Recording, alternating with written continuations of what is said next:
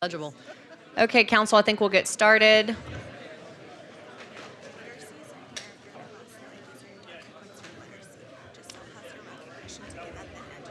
After they do the presentation. Correct. Got it. Okay, great.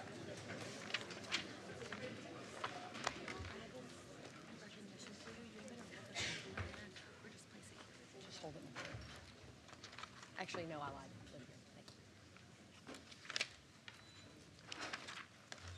Okay, good afternoon. I'll call our work session to order. It is, I have no idea what time, 1:19 on April 15th. Turn it over to Jay Chapa. Good afternoon. We're going to start off with organizational updates and employee recognitions. And to start with that, I'm calling up Lauren Preer to recognize some of her staff who won some awards. Good afternoon, Mayor and Council. Today, I'm proud to present to you your award-winning TPW Streets and Stormwater Operation teams. Our first team was recently recognized at the Texas AP. Come on up now. Why are y'all being shy?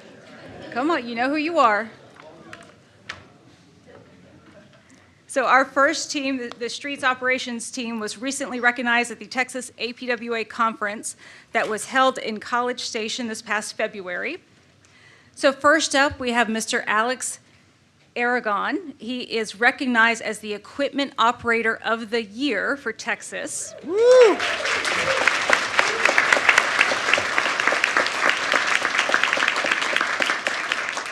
So Alex is a TPW field operating crew leader with our streets division. As a crew leader, Alex has led his team through over 128 complex projects this year, often stepping in as a primary equipment operator while also training more than 30 new hires. His leadership and technical expertise and commitment to the public service embody the excellence we strive for in every city operation position. Thank you, Alex. We're not done. All right, so our second award from Texas APWA, in second place from the Equipment Rodeo, Joe Mankanda. This award recognizes Joe for his individual skill in this competition. He competed against other public works professionals statewide and won second place for his accuracy, speed, and demonstrating the quality of employees here in the city of Fort Worth.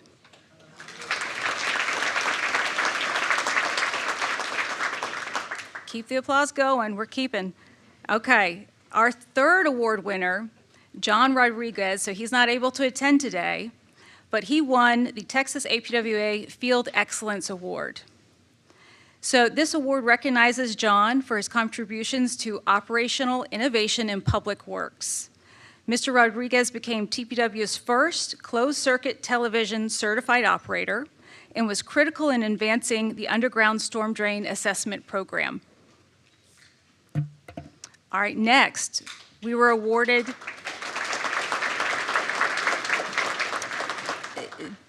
we received the TPW APWA Award for In-House Project of the Year. This award recognizes our in-house channel team for the Harmon Road Channel Restoration Project. So this successful channel restoration project was a massive undertaking to completely reconstruct the eroded slopes and restore the original channel flow lines in order to increase the capacity and reduce flood hazard. Great job, guys.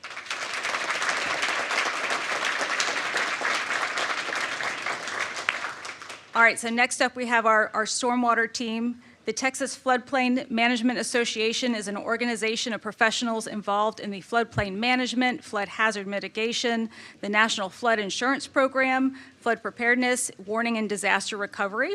So staff from the city have been engaged with TFMA for years as a way to be at the forefront of floodplain management and professional development. Our own Lisa Biggs, our city floodplain administrator, is currently TFMA's Region 4 director. So in terms of awards, our city won the 2025 John Ivy Higher Standards Award. This award recognizes efforts to promote community based on higher floodplain management standards to reduce flood loss issues. The city received this award for our 25 updates to our floodplain ordinance and our efforts to better protect residents and businesses from non-FEMA flood risks.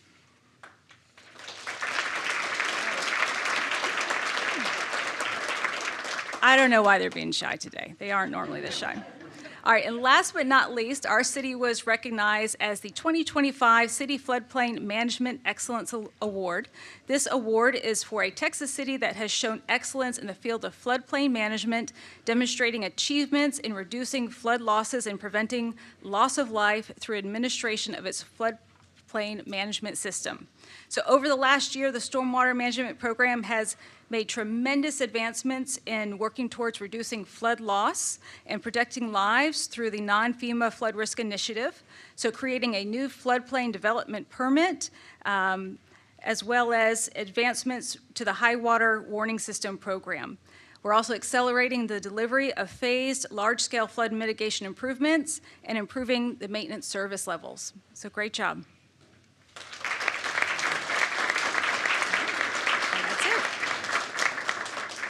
Thank you, Lauren. Next up is Diana Giordano to recognize human resources folks for the recently held city job fair. As our TPW team is leaving, thank you very much for coming. I have one question. If you win the equipment rodeo, do you get a belt buckle? He says yes. Okay. Thank y'all very much for taking the time. We appreciate you. That's a really hard act to follow. It is, all yes. of those recognitions that they got. But I'm going to take a minute to recognize the talent acquisition team who works really hard to attract that type of talent to the city of Fort Worth every day. But I want to recognize Vanessa Hotman, Vidal Cox, Garrison Ellington, Ceda Floyd, Amanda Reyes, and Victor Escobedo, who's the talent acquisition manager. This team not only planned and coordinated, but they hosted the citywide job fair. It's worth working here. But let me show you some of the stats that happened this year. We had over 2,100 attendees. Last year we had 1,300, just under 1,350, so 2,100 attendees. It was held on April 5th. It was a Saturday morning. It was one of the coldest days in April that I remember, and it was raining, and yet we still had a great turnout. Not only that, we had 416 on-the-spot interviews, so individuals that actually got to interview for opportunities with the city. We had a great turnout from departments. Over 22 city departments participated, so shout out to all of those departments that took time out of their Saturday to be there. But it was a great event, and I think, looking for dedicated staff to continue to work for the city has been the effort of this team. They've done everything from planning the event to promoting the event and to making sure that they were on site to answer any questions that might have arisen from that event. But I want to make sure that we just kind of recognize all of the efforts of the team here to make sure that we continue to attract people just as great as those TPW folks that you just saw that feel valued, empowered, and that continue to promote the mission of the city of Fort Worth. So thank you, guys.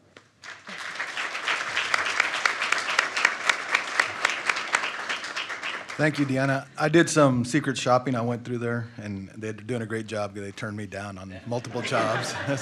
I have a comment before you. Mayor Pro Tem. Deanna. I just want people to know just how wonderful this was. I don't know how you all promoted it to the job seekers, but there were many applicants from North Texas Lead who told me, well, we're going to be interviewed, and they were. Yes. And so hats off to you, your team. It was cold, it was raining, but to get that many to show up, it shows that Fort Worth is a place where people want to come to work. That's right. Thank Congrats, you. Dan. Thank you. And our last update comes from Sonny Saxton. Here he comes. He'll be talking to us about the National Public Safety Telecommunicator Week.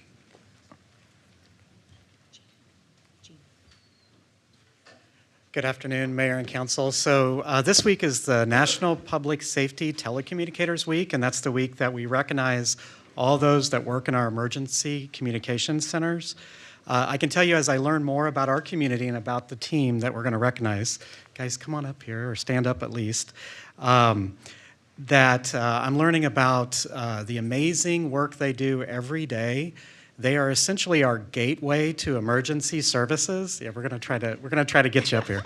They are a gateway to emergency services. They answer over 1.2 million calls a year, and they're doing more than answering. They begin triaging, they begin managing that emergency. We often refer to them as the first responders. With me, as well as Aubrey Insco, our 911 administrator, and she's gonna introduce and talk about our team for a minute. Thank you. Pleasure to be here to recognize these incredibly hardworking first responders. Their work is often not seen, but it is definitely most impactful. This is some of the most compassionate, caring, and dedicated human beings that you will find.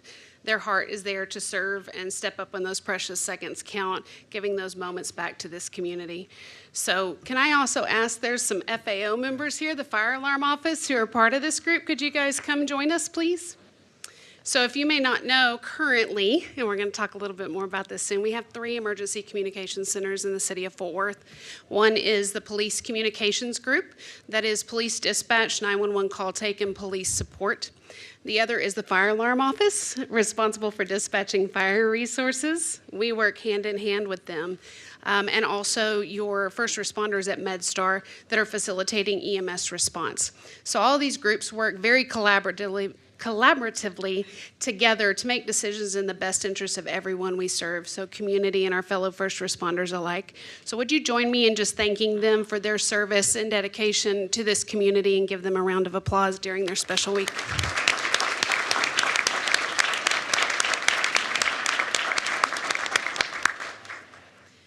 Thank you all very much. Thank you, Sunny. Thank you, Aubrey. Thank you all for what you do. And when I first took this job, I always said that Fort Worth has the most dedicated employees, and that was one of the reasons I wanted to come back to the city. And you just evident today by all the awards and everybody that's recognized to do a great job. Thank you. That's all I have. Thank you, Jay. We have a number of informal reports. Right when the mayor comes back, I'll announce the first one and go back to my own seat. First is 25-0052. I want to hear about that, so let's hear from you. Yes, we have Leela Peoples here Holly. she's filling in for Holly to tell us about this IR and the cost of an additional holiday. Yes, good afternoon, everyone, Mayor and Council. So this IR is just to give an update on the total cost if we were to add the Cesar Chavez holiday to our standing holidays that we have. Right now, the city of Fort Worth offers 11 holidays. That includes New Year's, Martin Luther King, Memorial Day, Juneteenth, Independence Day, Labor Day, Thanksgiving Day, day after Thanksgiving, and Christmas Day, and then 2 personal holidays that employees get to select from their own. If we were to add this, it would put us at 12 holidays for the year, which kind of fits the average for most cities our size. The total cost for that would be $425,684. So that would be the total cost if we were to include that in our holiday offering. We did put in the IR 2 additional options that are available, which would be to allow employees to just use a personal vacation time or to use one of their personal holidays that aren't allotted for any specific holiday. We did also include a summary of all the other cities that have this holiday, which ones are included, and then the number of holidays that go through cities, counties, and also just for the state of Texas, so you can kind of see the variety. Any questions from council? Councilmember Flores? Yes, I have a question for, I guess, either you, Leila, or Jay. If this council were amenable to considering this timing-wise, we're entering our budget talks, what would you recommend would be an optimal time to consider this? We could make it part of the overall process to see what the impact is on the budget as we go forward. And if the council chose to do it, we could make it, as part of the ordinances and that come forward with the budget to approve it. And then since it's not held until the spring or till, I believe it's February is when it occurs typically, there wouldn't be any impact to this fiscal year. It'd be next fiscal year. Okay. All right. Well, I'd like to hear from my fellow council members, see how they feel as well and get some feedback from them. Any other questions or comments? Yeah, Councilmember Martinez. I would very much be in support of adding this holiday and be comparable or consistent with all the other large cities in Texas. Anyone else? I'll share. Councilmember Williams. Yes, ma'am. Thank you, Mayor. While I support certainly designating Cesar Chavez as a day, in the spirit of Cesar Chavez, I also think it's important that this council continue to work on increasing the minimum wage and ensuring that our employees have the benefits and the wages that they need to be able to live and thrive in this city. Mayor, I need to clarify, consistent with the number of holidays other large cities have. Any other questions or comments? Gina's reminding us that she's retiring. That's all that commentary was. Thank you, Gina. Okay. Okay, the next IR is the 911 text communication system. Aubrey Zinsko is here to answer any questions. I've just got a request. You don't even have to come down to the podium. I promise you won't have to answer anything. I found out about this system when a reporter called me because a constituent was upset that they got a response back that said, officers are busy. Well, we'll be back with you. They didn't read that as a positive. They read that as a negative, and that's really our fault because we didn't tell people that we were rolling this out. And so I think this is great, and having read through the IR, the functionality I think is amazing on what we can do to better serve our public, but we have to let our public know that we have that. So my charge to you is work with PIOs to get some public service videos or social media posts, work with our media partners, because if I didn't know that I could text with 911, and now I know that I can text with 911. So if I'm in a situation where I feel like I can't use the phone, I need to know that that's available. So just let's do a better job of trying to get this out to the public. Thank you. Thank you. The next IR is a pavement maintenance program update for this year. And Lauren Preer's here for any questions. I have one. Lauren?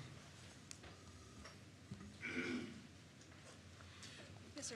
Hi, Lauren. I just wanted to get your input, if you can tell us how funds are matching, the work that your department is, tasked to do, especially when it comes to the 50/50 cost sharing, with the water department.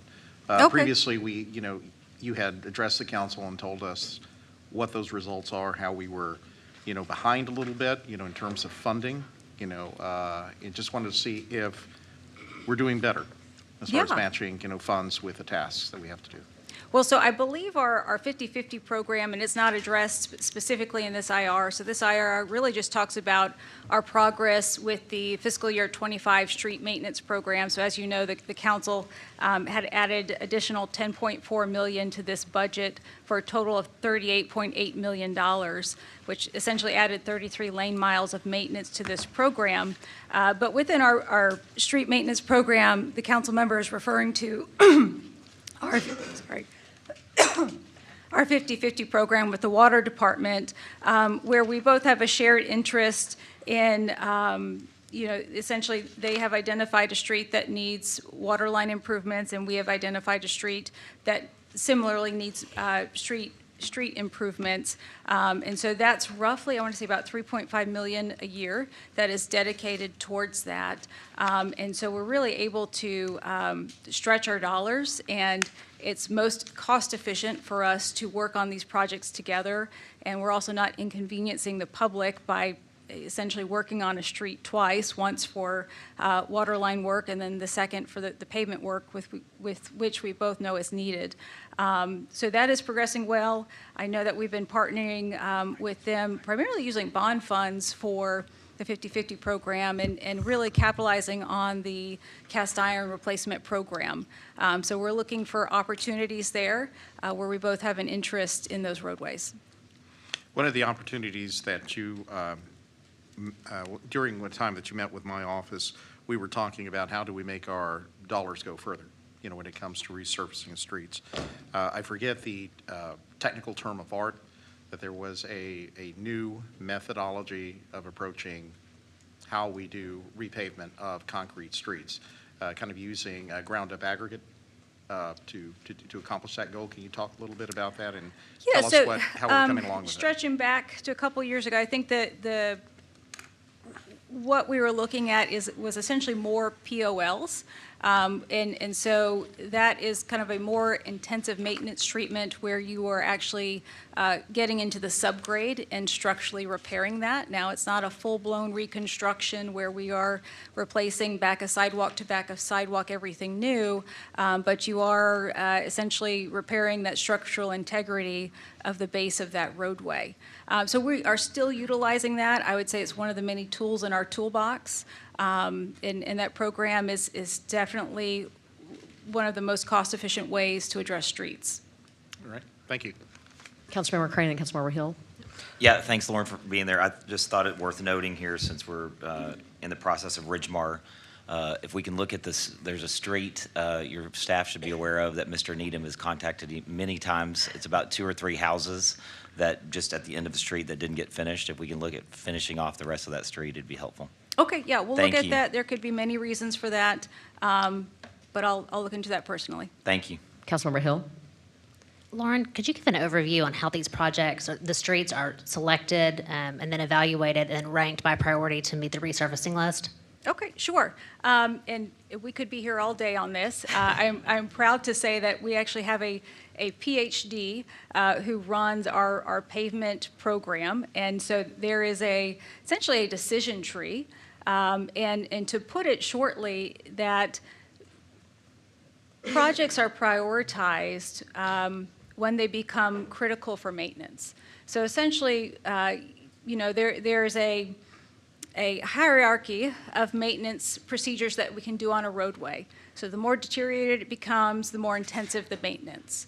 The way our decision trees are set up is that essentially, before a roadway falls into the next category of maintenance, we are trying to address it then. So we are trying to maximize the lifespan of our roadway and arresting the deterioration before it gets to the next critical stage. But yes, this could be a full presentation in itself. Thank you. Councilmember Martinez. Lauren, when were these projects chosen? So these projects are chosen during the fiscal year 25 budget season. Okay, it's interesting because there's only one street on this whole report that is in District 11, so I just don't, and I can name one street in my district that I can't even drive through. So it's just very interesting Well, and again, to this see is that. maintenance. This is not reconstruction. Okay. So if a street is in a failed condition, that is a candidate for recapitalization on the bond program. And to really put limited maintenance dollars to a street that is too far gone would not be a wise use of money. Regardless, this is one street in District 11, and I'm sure there's others that can be, just this level of maintenance repair that should have been on here. So I'm just wanted to point that out. So, and absolutely, you can meet with your office on your specific concerns. And it might be that they're better suited for either a bond program or a more intensive maintenance. Any other questions from council? Yes, Councilmember Vivens. Just a comment, Lauren. I want to acknowledge you and your team for all of the construction I see going on in Southeast Fort Worth now.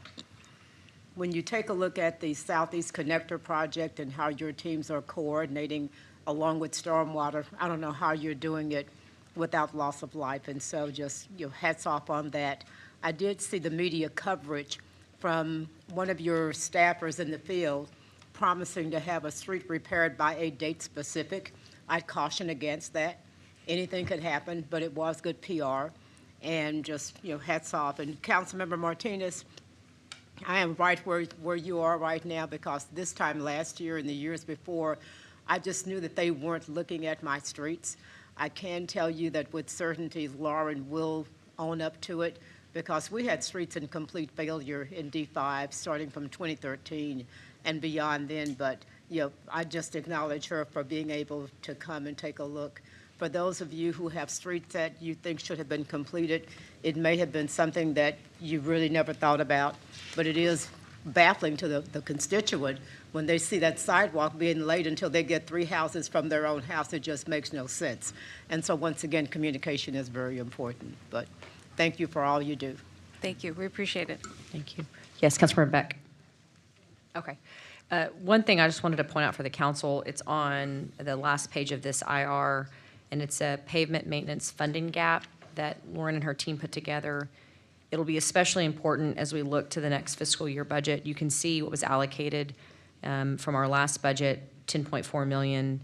To fill the gap needed next year, we're looking at closer to $32 million. Now, I know we'll have lots of discussion in the budget cycle, but I appreciate you putting this out there, Lauren, because it's a good starting place for conversation. And we have not in the past had support on the council to do a street maintenance fee. And so we've needed to fund those out of general fund dollars and moving money around. So it's just important because I know, at least in my position, this is oftentimes one of the predominant topics I get asked about from constituents. The second piece is maybe a communications help is how we communicate to the public the amount of work and volume that your department is conducting across all 350 square miles is becoming increasingly more important.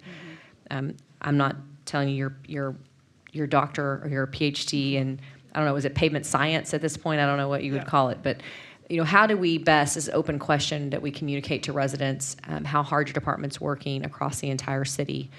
And then also the way we do signage with our contractors, sometimes it's kind of confusing, doesn't really actually tell you what the project is. And so maybe kind of rethinking that in the future. No reason to go backwards in time, but maybe working with council members. You probably give certain projects that would deserve a little more communication just in the way the signage looks along the roadway would be helpful. That's all great feedback. I know we have been experimenting with texting updates, right? Really trying to reach that next generation, or just on a project basis, right? If you have an arterial where people don't live, there's not really a direct person I can go talk to about it. So can we put a message board up that says, hey, text this for project updates? So we are open to any sort of new communication strategies as well as bolstering our existing strategies. That's helpful. Thank you, Lauren. Appreciate it. Okay, Council. Thanks, Lauren. The next IR is Park and Recreation Department facility admission and membership fees. Councilmember Beck has a question on this one. And Dave Lewis is here, I believe. Dave, can you come on down? Hello. Thank you for putting this together for me. I kind of want to go through several of these, so if you'll bear with me, I'm going to take them by topic. The first one is the fees associated with the Fort Worth Nature Center and Refuge. Many of you know here that I am an avid hiker. Over the course of about 1,000 miles, I've encountered foxes, snakes, even 2 bears. But the one thing that I have not encountered is a park entrance fee, and that's because both the national parks and the state parks provide free entrance to veterans to use their facilities. And so I'd like to see the city of Fort Worth follow the lead of these 2 agencies by allowing free day admission to the Fort Worth Nature Center, specifically because several VA studies have shown that exposure to the outdoor is directly related to decrease in PTSD levels for our veterans. So just as a mental health, that's why our national parks and our state parks, a big reason why they made that change. And so I'd like to see the city of Fort Worth make that change as well. But I appreciate that we're offering a $1 discount now. Another just general note on all of these fees that I see, for some, we have non-resident fees and resident fees. So for our community centers, we have resident and non-resident fees, but we don't have non-resident fees for our nature center and for our golf courses. And so I think that's a way we can make up some of the deficit to the discounts that we offer. But also, I just think that a perk of living here as a resident and paying taxes is you get a little break. And so for those folks that aren't paying into our system, we need to recoup that somehow. And I think that's through a non-resident fee on our golf courses and in our nature center. And that's all I've got. Just some requests on how we do the fees. Yeah, thank you. Especially the non-resident fees came up recently, and during our budget development process, we'll do the analysis and provide the impacts on both sides of that, providing non-resident and free to veterans as well, and we'll make a recommendation through the process. Thank you.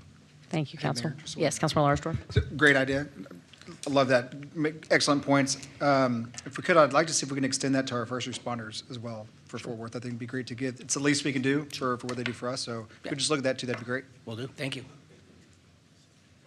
Thank you, Dave.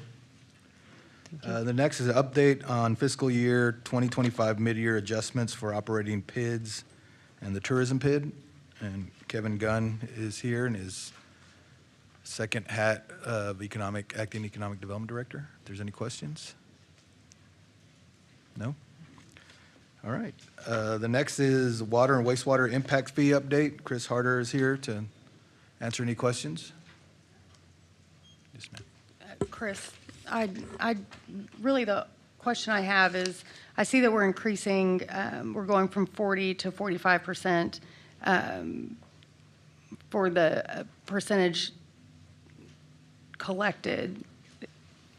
Is there a reason why we're not up over 50? My concern is that we're just not collecting enough to keep up with our system. And you hear myself and Councilmember Flores talk about the cast iron replacement at 20 miles a year for 800 miles. We'll never replace that. So are we setting ourselves up for failure by not charging enough to recapture the true cost of maintaining and building out our system? Yeah, I appreciate the question. To get to the answer, let me go through the statute first of all. So the Chapter 395 statute requires that if you are a government agency that you're collecting impact fees, you create an impact fee advisory committee. So that advisory committee, council appointed, but it is made up by a very diverse body, right? So at least 40% of the members have to represent the development and the building committee. So this impact fee committee, and I think that we attached the letter from them to this IR. The members are Don Allen, George Phelan, Dan Hayes, Don Little, Rusty Fuller, and Rick Trice. And those members went through this whole process related to the land use, the capital plan, and then actually making a recommendation on a collection rate. So the recommendation that this committee made was to go from 40% collection to 45% with a 42.5% collection in year one. So that is their recommendation, and that is their charge per the statute. My question to you is that sufficient to keep us on track with what we need to build and maintain our water and wastewater systems? I mean, I understand it's their recommendation. I appreciate their hard work. I think the answer to that is how quickly we want to try to replace cast iron pipe, right? I mean, so there's no doubt that when you look at different utilities across the state, those utilities that are growing have a significant portion of their capital plan devoted to growth. You try to offset that using impact fees. Communities that are not growing, like as an example, Dallas has over 90% of their capital plan devoted to infrastructure renewal. When you look at our capital plan, we have nowhere near 90%. You talk louder, Chris. I'm sorry, it's me, not you. Closer. Yeah, maybe We closer. have nowhere near 90% of our capital plan devoted to infrastructure renewal. So the higher the collection rate, the more we can devote to infrastructure renewal. It's that simple. So at the current rate of replacement for cast iron pipes at 20 miles, roughly 20 miles a year, we have a little over 800 in the city. That's 40 years that we'll be replacing cast iron. So I think if this rate keeps us at that 20 miles, to answer your question, how fast, faster than 40 years. Yeah. So Councilman Beck also mentioned is that we're going to be going over our bond rating agency presentation in a few weeks with the rating agencies. Part of that is a pro forma. We are going to be, we are going to be showing rate increases every year for the next 5 years. Okay. But we're also showing an increase every year of about $10 million for our pay-go cash, which is our rehab and renewal type of funding. So So we're adding 10 million every year, not Yeah, adding. so it's compounding. So every year, our capacity for rehab and renewal work is increasing. Okay. All right, thank you. Any other questions? Okay. No, thank you. Chris, don't go anywhere. The next one's wastewater system expansion and improvements. If there's any questions with that. No? No. And then the last is the quarterly development activity report for Q1 of 2025.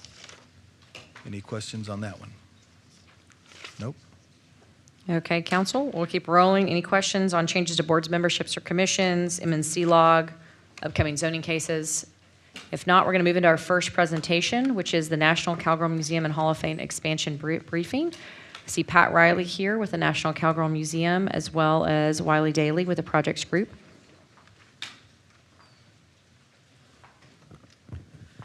Good afternoon, Mayor and Council, and thank you all so much for allowing us to come and make this presentation. I'm Pat Riley. I am the Executive Director of the National Cowgirl Museum and Hall of Fame. And I just wanted to say a few words before I turn it over to Wiley, who's our project manager, to go through our presentation. It's hard for me to believe that it was almost 22 years ago to the day that we opened the Cowgirl Museum in its new home here in Fort Worth. And that was largely due to our relationship with the city, and the city coming on board when the museum moved here from a small town in West Texas, and the city came and said, you know, if you're looking for property, please come and become a part of the city, and you leased our current home to us. Over the past 22 years, we've really made remarkable strides and efforts to become a major part of the fabric of Fort Worth and to really serve this city in a way that we think is really viable and incredibly important, not only to tourism, but also to the cultural aspects of the city. The Cowgirl Museum has a very interesting role in that I think because of our name, we are, automatically associated with Cowtown and cowboys and cowgirls and culture. But everybody who comes to the museum quickly learns that it's really about more than just one word. I mean, the women that we represent in the museum are as varied as Sandra Day O'Connor, who everyone knows is the first female justice of the Supreme Court, to Georgia O'Keeffe, to the great rodeo cowgirls, to doctors, lawyers. One of the young women who works with us right now, her great-grandmother is in the Hall of Fame, and she was the first female banker in the United States. So our philosophy is really, no matter who you are, the Cowgirl Museum is a place for you. I mean, I think you would be hard-pressed to have anybody who could come and not find inspiration from the women who are represented. And that's the reason why we're so proud to be such a great part of this city, this city which has such great respect for its culture and also its women and the people that are represented in the museum. So 22 years ago, when we built, our geography was very, very different. We were at the very end of the cultural district. Beyond us was a parking lot, and then beyond that was a parking lot. So everything for us really changed when Dickies Arena built.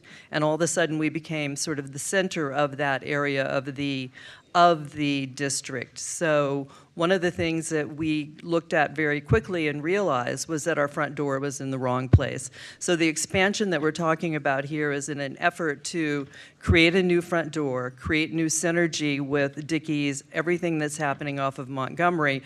So with that, I'm going to let Wiley talk us through.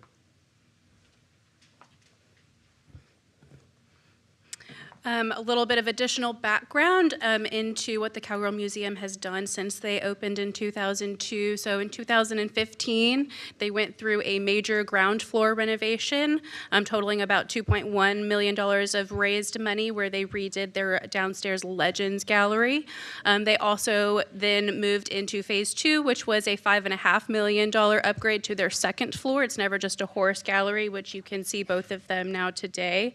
And then in addition, in 2019, a part of phase 2, and also relation to the Dickies Arena opening, they redid what is now called Alice Walton Cowgirl Park. And so this now basically brings the museum and the front doors of Dickies together. And so in an effort to really complete that cycle, they started the design process back in 2022 with Project Teals, who did the first interior renovations, and then they also enlisted a local architect, Ewing Cole, to support that. And here we are, fast forward 2025. We've now got Lynn Beck on board to help us with the enabling work of this project, and then the projects group helping on the PM side. So 3 local firms supporting this project as well.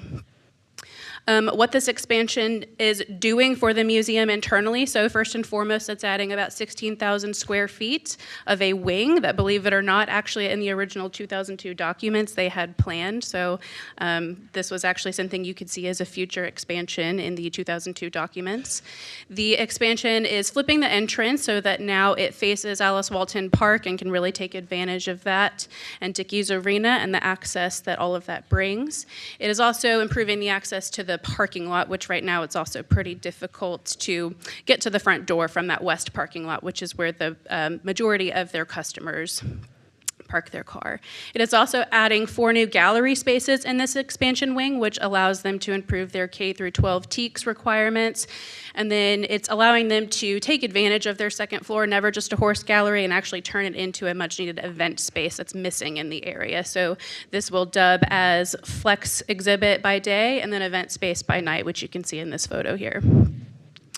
We are going to run through some of the project renderings. This is the rendering of what that main entrance will look like from Cowgirl Alice Walton Park. This is the first floor expansion wing. You can see you will come in through the vestibule on the first floor, and you will walk back through the long arm. So you will run past reception, a gift shop, 2 major galleries and 1 smaller gallery. So the photos will be here. This is their gift shop. You'll also see the entrance to the grand stairs that will take you to their second floor as a part of this expansion. This first floor gallery will have collections from both their existing Hall of Famers as well as inductees that they intend to have. And then a photo gallery. And then this is their second floor expansion. So you can see the grand stairs will actually lead up to the second floor into 1 large gallery where they intend to have a rotating exhibition of different Hall of Famers. And I know the main feature of this as well is actually having a carousel gallery. And so this space will also dub as rental that will support the next door space and hopefully private events as well. So we are here today because we are requesting funding from the Community Partnership Fund. We have completed the design documents and have actually gotten an approval permit from the city as well. We've done all of this in constant coordination with the neighbors around us, so we actually meet on a monthly basis now with the Fort Worth Museum of Science and History, Stock Show and Rodeo, the Will Rogers Memorial Team, and Dickies to make sure that we are meeting their needs. And we have also raised over $13.5 million in our private funds. This is an overall picture of the timeline. So obviously I updated this in mid-March, but we are well into the enabling work, which is the work that has to happen in order for anything else to take place. It's basically moving a bunch of power supply with Encore and doing some underground utility work. But we do intend to kick off this project in late May, and it will go until August of 2026 with some time for the exhibit team to actually set up all of the 4 additional exhibits and move around the existing building with a grand opening tentative for November of 2026. Here's a summary of what we have in our capital budget. So we're estimating about $17.5 million in our construction cost with $350,000 of owner contingency that we have in reserve. We've encountered about $1.6 million in professional fees, and we also have some money set aside for our exhibit setup. And then the bottom there, you'll also see we have still raised over $13.5 million in private funds. So our summary to the city is, again, we've been here for over 22 years in support of the city, and so we are looking for an approval of $6.5 million from the community partnership funds. We have raised over $13.5 million, and we're really looking forward to partnering with the city.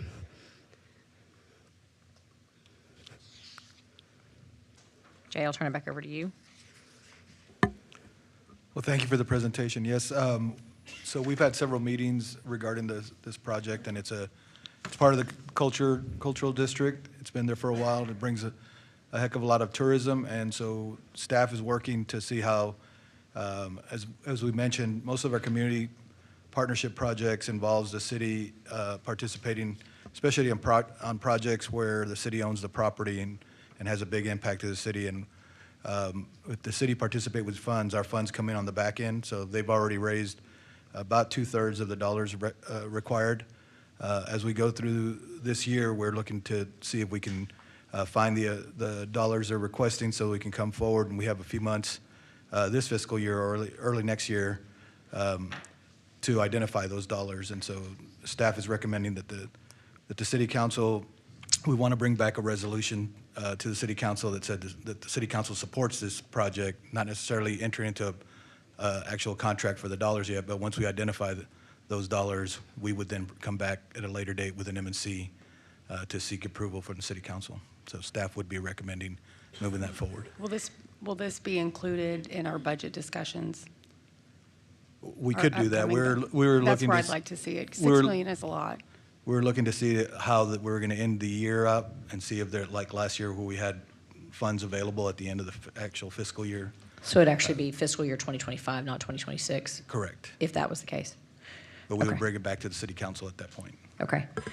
Before I ask Councilmember Hill to say a few words, I have a question about the footnote here on supporting National Cowgirl and city property. What piece of that do you anticipate, Jay, would be utilized for city property maintenance and operation? None of it would be for the construction of the actual building. They would be responsible for maintaining 100% of that going forward. Okay, thank you. Councilmember Hill?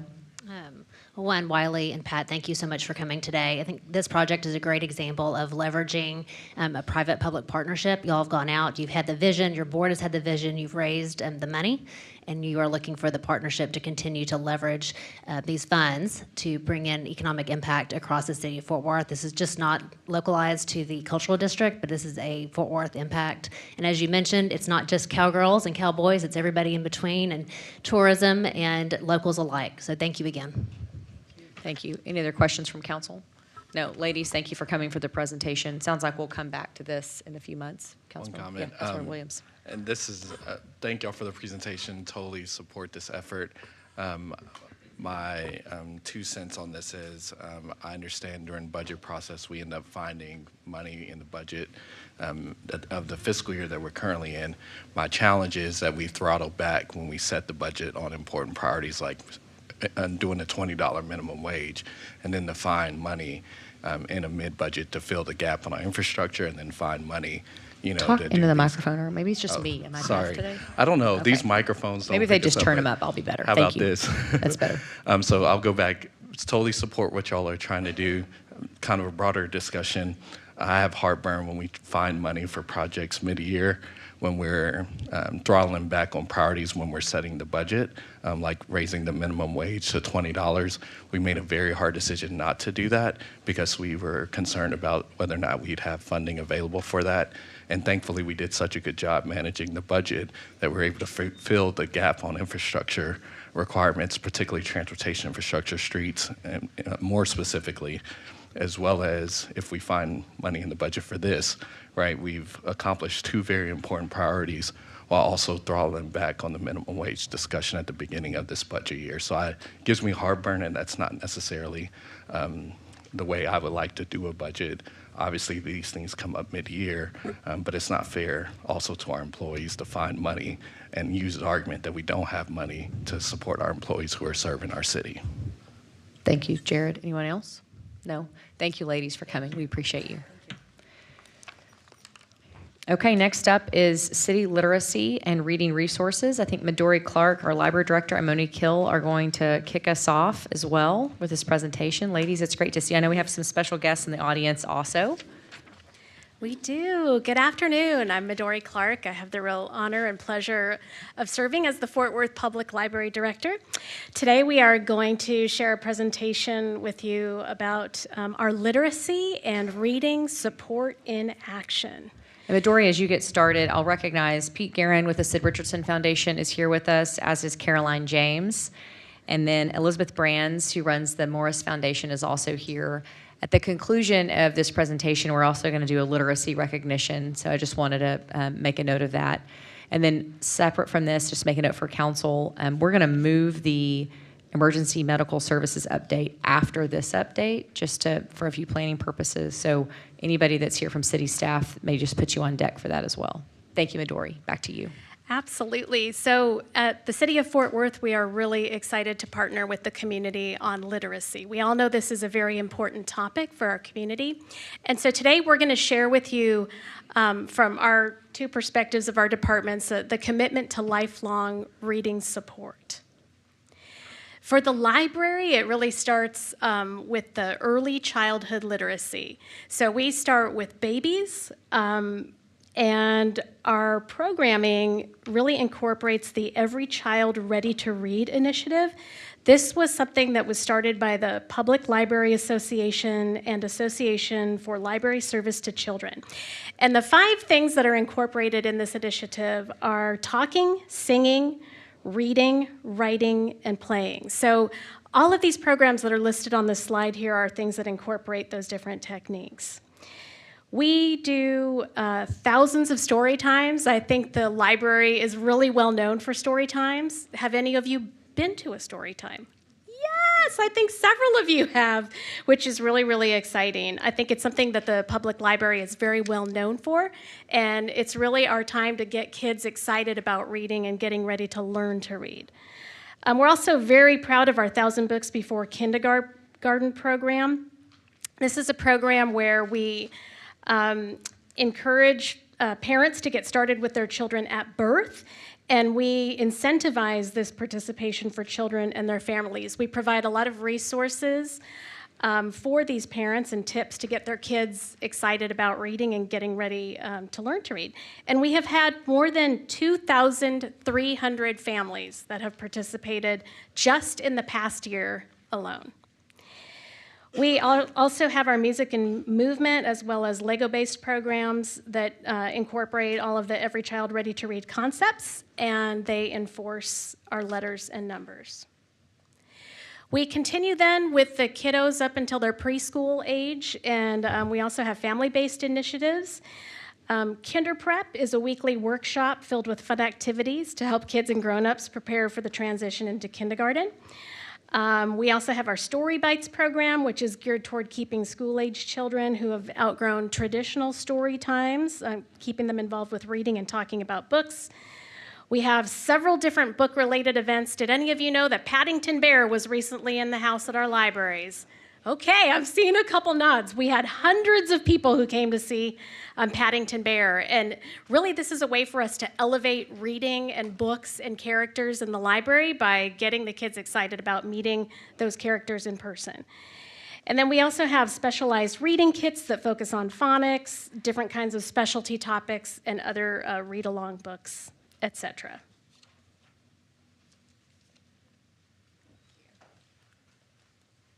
Good afternoon. Good afternoon. I'm Monique Hill. I'm the Assistant Director with the Park and Recreation Department, and I'm responsible for, let's see, Dana. Okay, is that better? Yeah, you have to be really close to the microphone. Oh, wow. So sorry, Monique, and you're tall. I apologize. Okay, is that better? Yes, thank you. Gotcha. And so I'm going to talk to you about our continued partnership. So one of the things we wanted to make sure that you see is that the City of Fort Worth is very excited that we are working from the babies all the way up to school age. So when Midori in the library is kind of done, although they support them through all ages, then we get them. And so our school age partnerships are some of the things we want to focus on. So in 2018, and I do want to point out Glenise Robinson, who is here. She was our former director of library. But she supported this initiative where with Read Fort Worth at the time, we were trying to make sure that we did not have summer slide. And so one of those things that we did through the partnership, it's now called Rev Partnership, which was Read Fort Worth prior to that, was that we were able to talk about how can we support literacy through our community centers.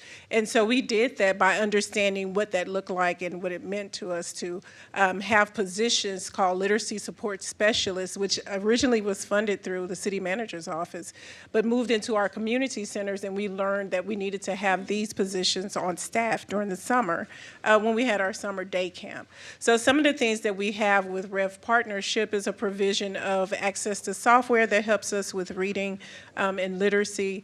Also, the other thing that it helps us do is to collaborate with other stakeholders that are very interested in making sure that our youth are prepared to read or that they maintain or gain reading throughout the summertime.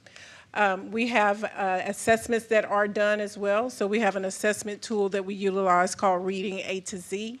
And then we also have access to what's called Lexia Core. This provides pretty much a menu of services to our youth. And so through this, we have a curriculum through not only our summer day camp, but we also were able to expand this through our after-school program. And so you don't hear a lot of programs, say that.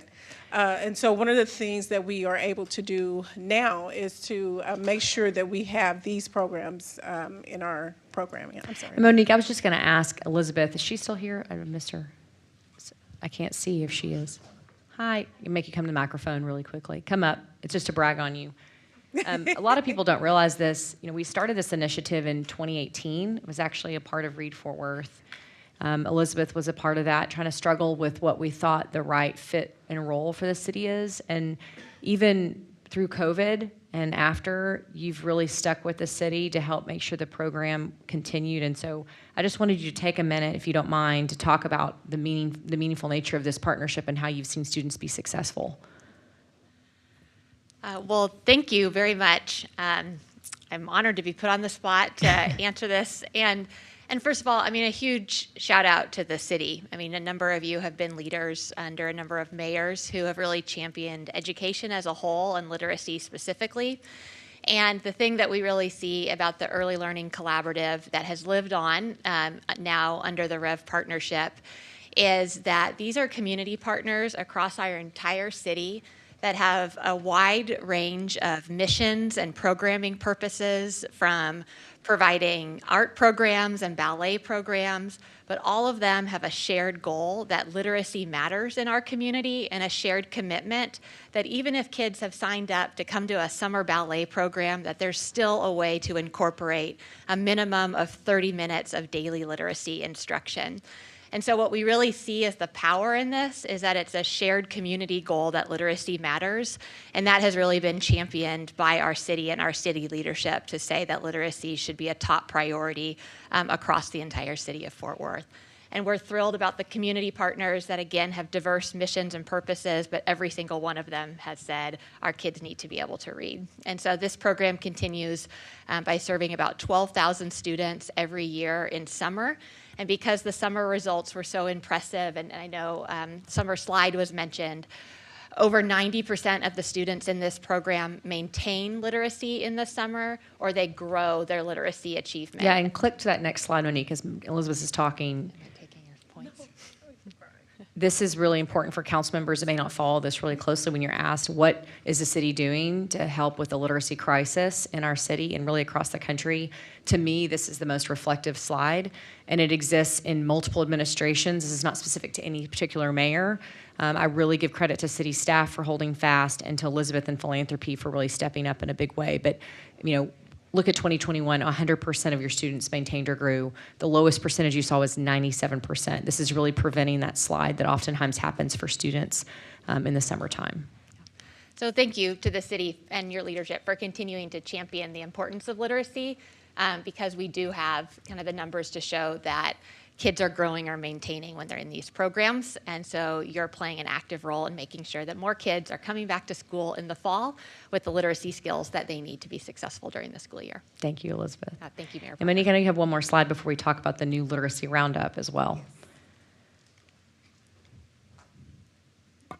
Okay, so I'm going to pass it to Midori. We wanted to kind of talk about some of the things that we're doing in addition to our partnerships that we do together, so that we are supporting one another and making sure that our efforts are continuing beyond just the library and our community centers and school. So we're really excited that we are collaborating on the summer reading program, and you can see we have some really fun things that are happening there with library field trips and toddler time. Eric and Monique's department was just talking about the new e-card registrations, and I think there were 1,200 new cards that were registered to kids that were participating in the camps, which is really exciting. We've also found great ways to leverage our partnership. We've given away a lot of books. And then infused leisure reading during the summer, which has been fun. Also, the literacy days that PARD has had with Fort Worth Nature Center, and also the Log Cabin Village, and then story times in the park. Thank you, Midori. Okay, and so we are quite excited for our new partnership that we have with Sid Richardson's Foundation. We mentioned that Pete Guerin and Carolyn James were here also, and so we are thrilled that we'll be able to couple what we're already doing in layers and add this great initiative. So this started now. We're actively piloting the program. And so what we're doing now is we are offering the Diabetes screening. And so Sid Richardson has been so great to provide volunteers. We have the Rotary Club, along with people that are actually trained and certified so that they can come out and provide these screenings at our libraries and our community centers. We've had 2 screenings, and I don't know if Carolyn wants to come up. She's welcome. Come on. We are so excited to have had over 22 families participate in the last 2 roundups. I'm going to let her talk a little bit about what that looks like and what the excitement is. Also, they have provided these great resources, and I'd like for you all to have one so that you can see what parents are receiving when they walk away from the screenings. I'm not going to be as eloquent as Elizabeth. We are screening kiddos for dyslexia. My son has dyslexia, and it was missed for several years, and so I think it makes a huge difference when we can identify these students early and give them intervention. And so the idea is that the families will come to us, and we will screen their student for potentially dyslexia using the Dibble screener and pair them with an advocate. So if they are indeed at risk for dyslexia, we'll pair them with an advocate from Rotary who will then walk alongside them through the possible testing and services through the school district. And Caroline, if you don't mind, you're a lifelong educator yourself and Yes. have been a principal within Fort Worth ISD. So this is something that both professionally and personally I know is important to you. Very important. Intervention is prevention, and if we can find kiddos that have dyslexia or at risk for dyslexia and get them the services they need, these kids are problem solvers. They're amazing, and we just need to come alongside those families and support them and change their lives. This past week, we screened 11 students, and 4 of them came out at risk for dyslexia. We shared some tears with parents, but there's nothing quite like knowing what you're up against and being paired with a Rotarian, someone that's going to support you in the next steps. So it was a wonderful way to spend my Saturday. And Charlie, you'll especially appreciate the model they're using in getting volunteers to be advocates from, say, the Fort Worth Rotary Downtown Club, similar to CASA. So you create a training program so these parents really need someone to walk alongside them. They don't have to be an expert in dyslexia, but they do need to know how to advocate for these families, especially if language is a barrier or education. And so I think we're just getting started on something that could be very meaningful right here in the city. And we thought it was important that each of you as council members could also help us get the word out as we kind of get our footing with this pilot. And it sounds like we've had some successful rounds twice now. Yes. Correct? Yeah. The first 2 were just kind of getting my feet wet, figuring out what was going to happen, but they went very, very well. And Monique and Eric Lopez with the city parks have been amazing to work with, and I love talking to librarians about reading. That's like the best thing when you go into a room full of librarians and talk to them about reading. They've been hugely supportive. So it's been a pleasure to work with the city. Thank you, Caroline. We appreciate it. Mayor? Yes, Can I please, say something on Councilmember that? Flores. I looked at this very quickly, very good, chock full of good information. I would ask, has there been any consideration to have this in Spanish? It is in Spanish. Okay. As well, great, thank you. Yes, Councilmember Martinez. Mayor, are we considering, and I know Alcon helps at the schools, but have we considered them as a partner? Just me personally, I didn't get my first pair of glasses until I was in 4th grade, but I'm sure I couldn't see before then. And it was only because I was at George C. Clark and Alcon came to the school, so maybe that could be a potential partner. It's a very good suggestion. Absolutely. Thank you. We cut you off. Do you have Councilmember Bivens? I just sent a text to my friends at Fox 4. Every year they always do Eric first. And so I'm hoping we can get ahead of that and not only just talk about reading, but everything that you've done when it comes to children, literacy, what have you. So we'll see if we can get ahead of that. I want our communications team to be aware. Years ago, when my mom chaired the library board, her biggest deal was making sure kids had their library cards because we were not making that a push back then. And so hats off to Glenise, whether she's here or not, for focusing on that. But when you look at the whole body of work that you're involved in, I think we could leverage that into something real huge. And so just know that you inspired me, as you know, because you know my limited engagement with children before you started to and through. You used to say you didn't like kids. I think you've come around. Yeah. trying not to go there. But I like the idea of helping them. I don't require a lot of, real close interaction, but I think it would be helpful. So she's not going to babysit anytime soon is what I heard. No. We appreciate you, Mayor Pro Tem. So Thank you. We'll see if we can't get that. Thank you. And Councilwoman Bivens, that is truly the greatest setup for our last slide in the presentation. So thank you for that. I really appreciate it. This isn't necessarily literacy per se, but I would not be a good library director if I didn't take an opportunity to share with you that we do have many reading resources for anybody who would like to keep reading.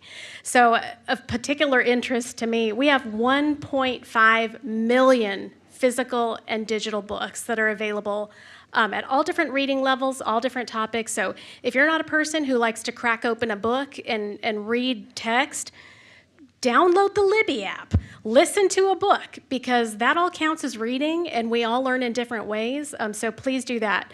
We also have library cards that are free for every child in Texas, regardless of where you live.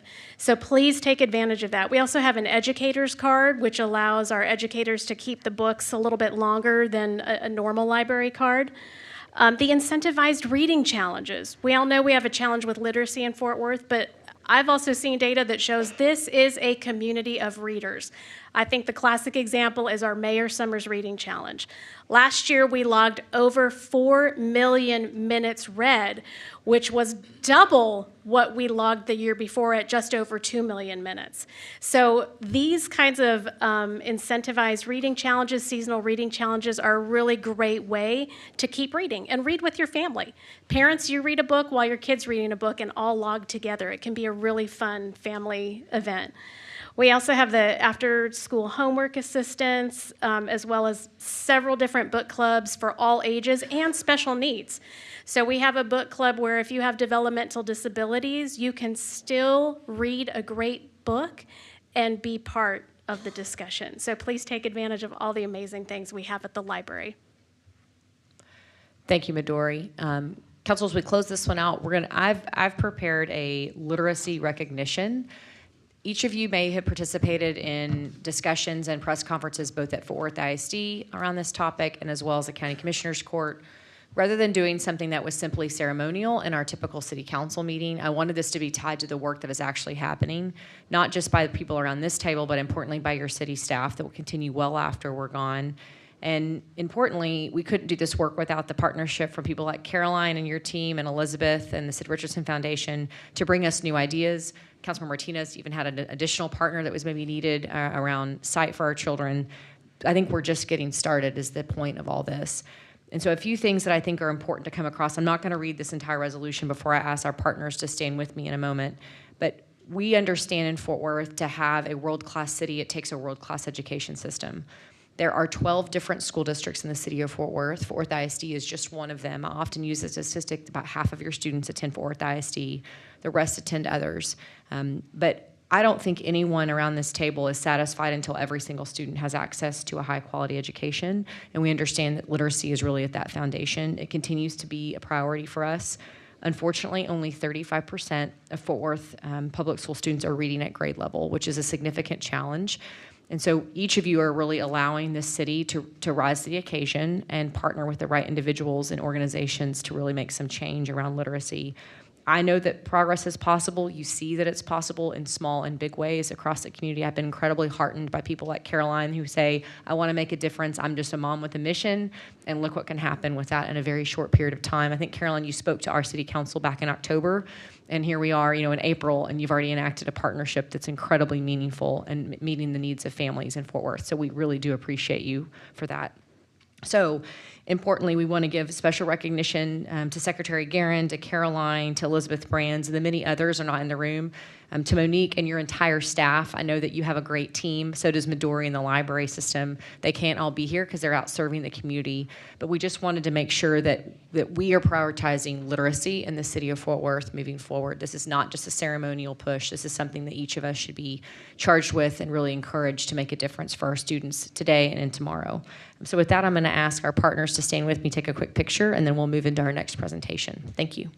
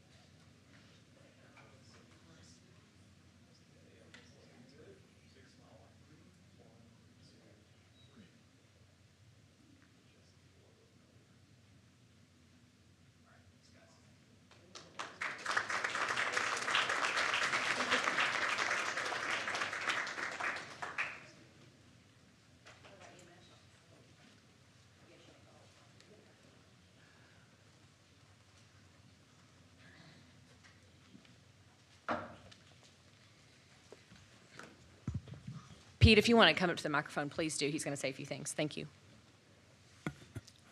Thank you for recognizing this. This great work. And Midori spoke and Monique spoke, but I'd also like to bring to your attention two of their colleagues that have done extraordinary work here. Eric Lopez works with Monique, and Javier Rodriguez with the library works from Midori. But those two have been so entrepreneurial and working with Caroline, taking this great idea, and it's just been extraordinary how they took this idea and turned it into reality in such a short period of time.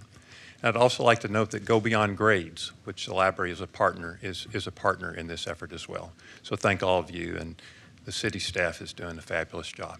Thank you for your generosity, Pete. We appreciate you. Are Eric and Javier here? I didn't see them. They're working somewhere, aren't they? Oh, jury duty. Of course. That is work. Thank you very much, Pete. We appreciate it. Council, we're going to move into our emergency medical services update. Chief Dim Davis will kick things off.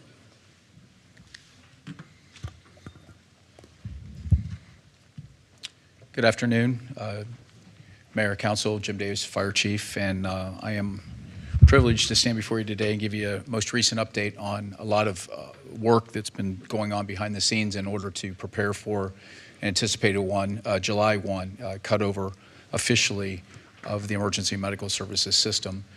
I need to start out by just paying a little bit of attention to the great group of people that have come together from all city departments. And while this list is not all inclusive, I think it's incumbent upon me to share with you that City Manager's Office and the Fire Department leadership team have been working side by side together specifically helping to shepherd the process with a group of folks around us from every city department, specifically meeting as a leadership team on Mondays, and again, led by the city manager's office and the fire department, but Reggie and the lab staff with Christy and Thomas, and then Taylor and Chris from legal, and Tony and Brandy talking about the compliance part, and billing and procurement. Deanna, Holly, and Leela all working together from the HR component. Marilyn and her team with facilities and fleet. Kevin and Sally with the IT folks, and then Sonny and Aubrey helping with the consolidation of our 911 services. Nothing could have gotten done without the work of all these folks, and I just feel that right off the bat I need to call attention to that. As you know, MedStar has operated as the single service provider for the city of Fort Worth and 13 member cities for the last 30 years. And in 2022, the leadership of the MedStar team came to the city and fluctuated between $6 and $10 million in a subsidy request to the city of Fort Worth. In October of 23, with the city of Fort Worth support, there was a outside consultant brought in called Fitch & Associates. It was done through a competitive process and bidding. The mayor's office put together an EMS ad hoc committee. That EMS ad hoc committee came back with specific recommendations and challenges to what they saw as the future from a policy perspective of emergency medical services in the city of Fort Worth. Their challenge was to establish the system underneath the fire department, to drop the unit hour utilization rate to 0.50, which is a measurement of the work productivity of the folks riding ambulances in the city, to reduce and eliminate the interfacility transport business from the system, as it was determined that taxpayer funding was helping to support the not-for-profit hospital business. They wanted to classify a new single-role EMS civil service position within the fire department, working alongside the dual-role structural firefighter emergency medical technicians. And then they wanted the member cities to be allowed to come across and come a part of this journey with the city of Fort Worth, providing services to them while maintaining 2 advisory boards, one of the member cities and one of the medical community, looking at medical best practice within the communities. So the timeline that was set, as I've started to go through the first part of it on the left side of the screen, here on the right side of the screen, you start looking at the fact that we have been working with Local 440 and finalizing what that looks like. Mayor and council has had the opportunity to review that and approve it.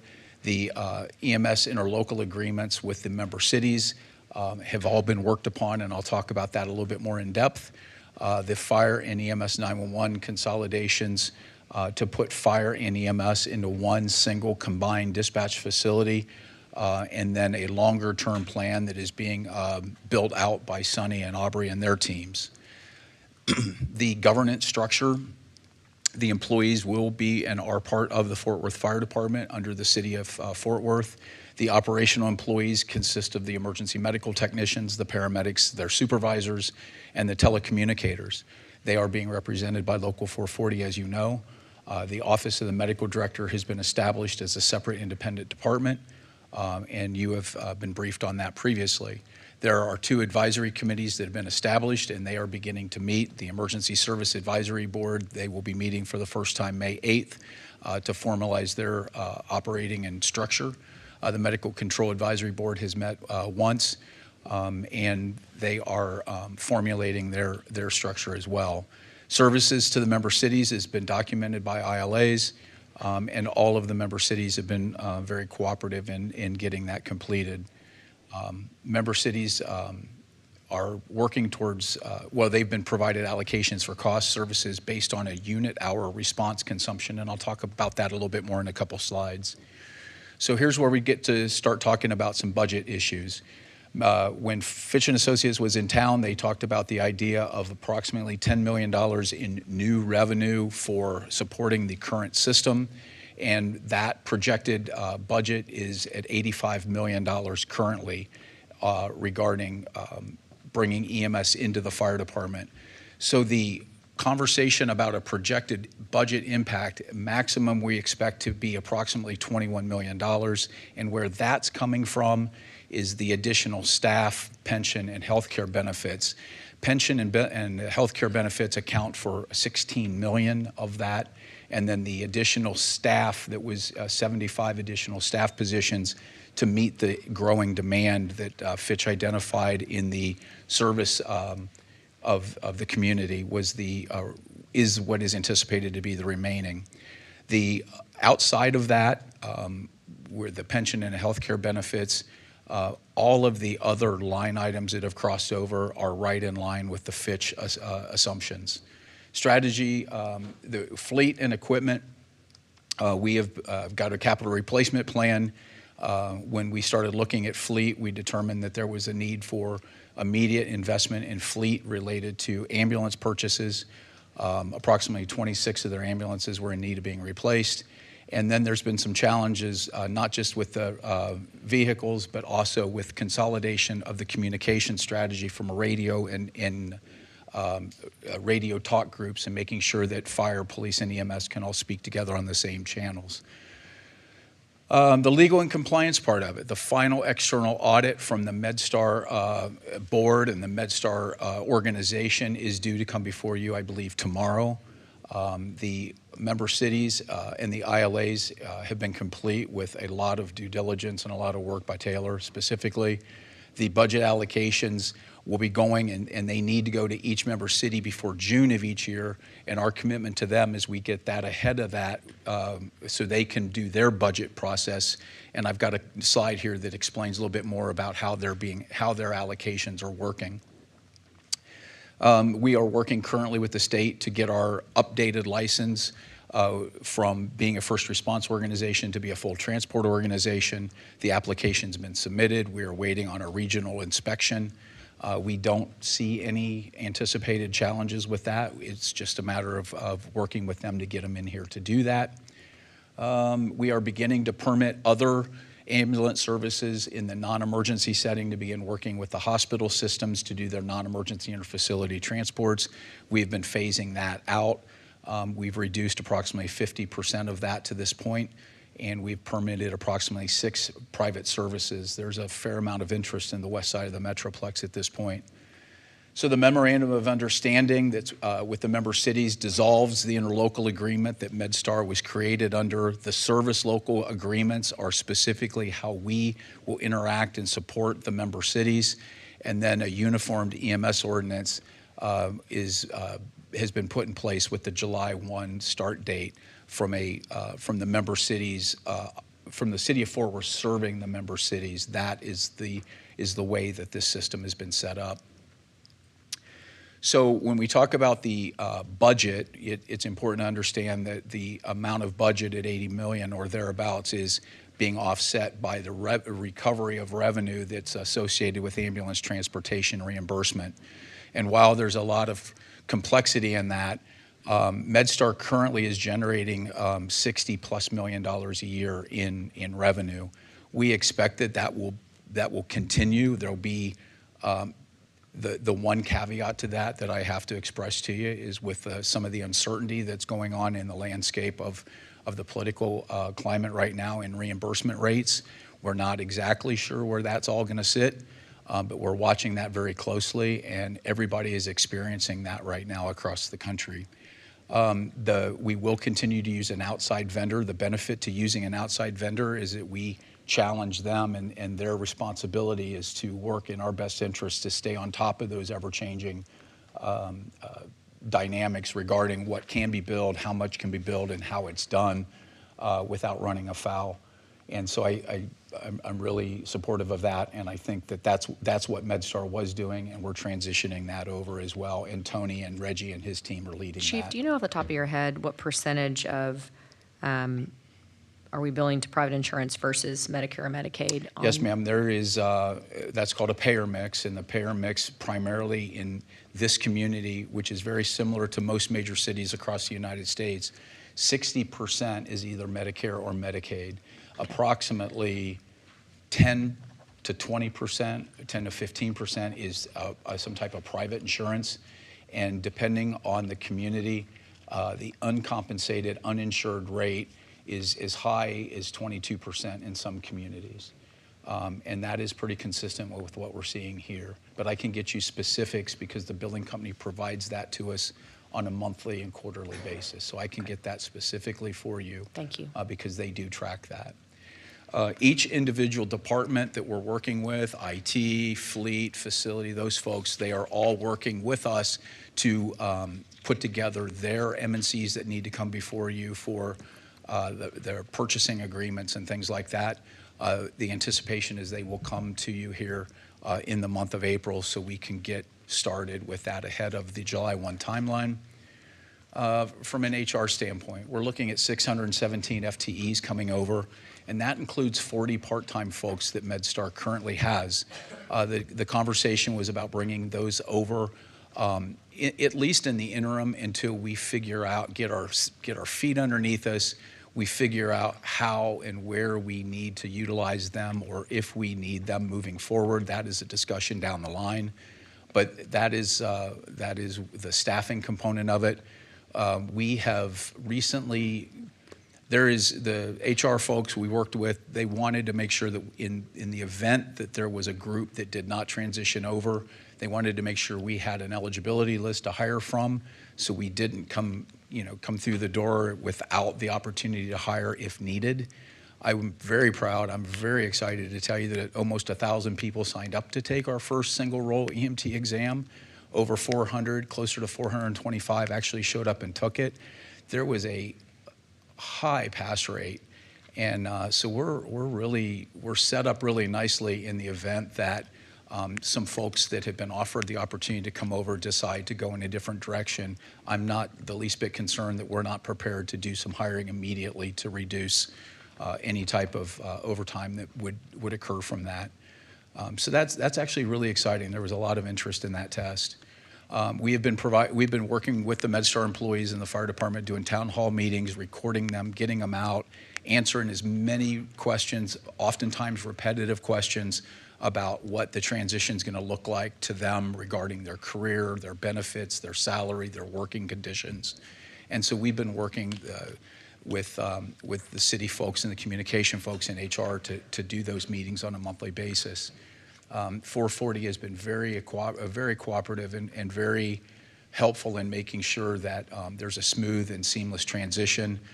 We had a meeting, we had a couple days last week where folks came in, they started getting their pictures taken, they started meeting with the 440 about their health care, they started getting their photo IDs taken so they could be onboarded in the city's HR system. So there's been a lot of opportunity for these folks to start meeting and working together.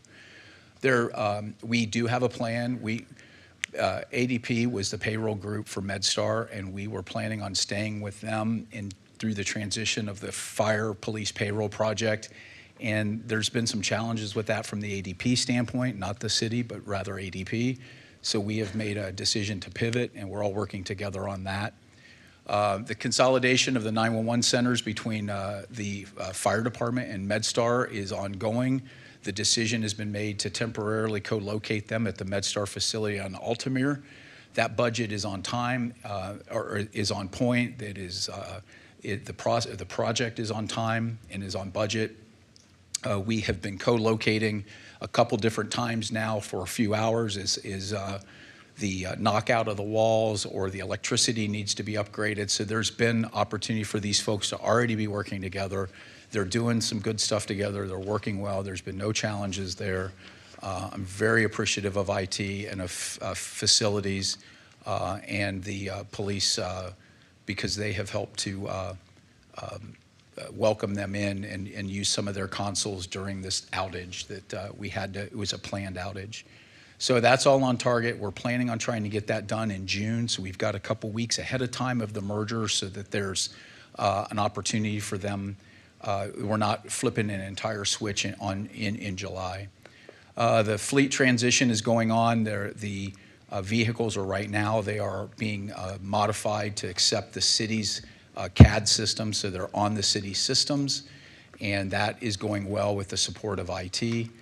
This speaks to phase one of the 911 consolidation going on at Altamere at the MedStar facility.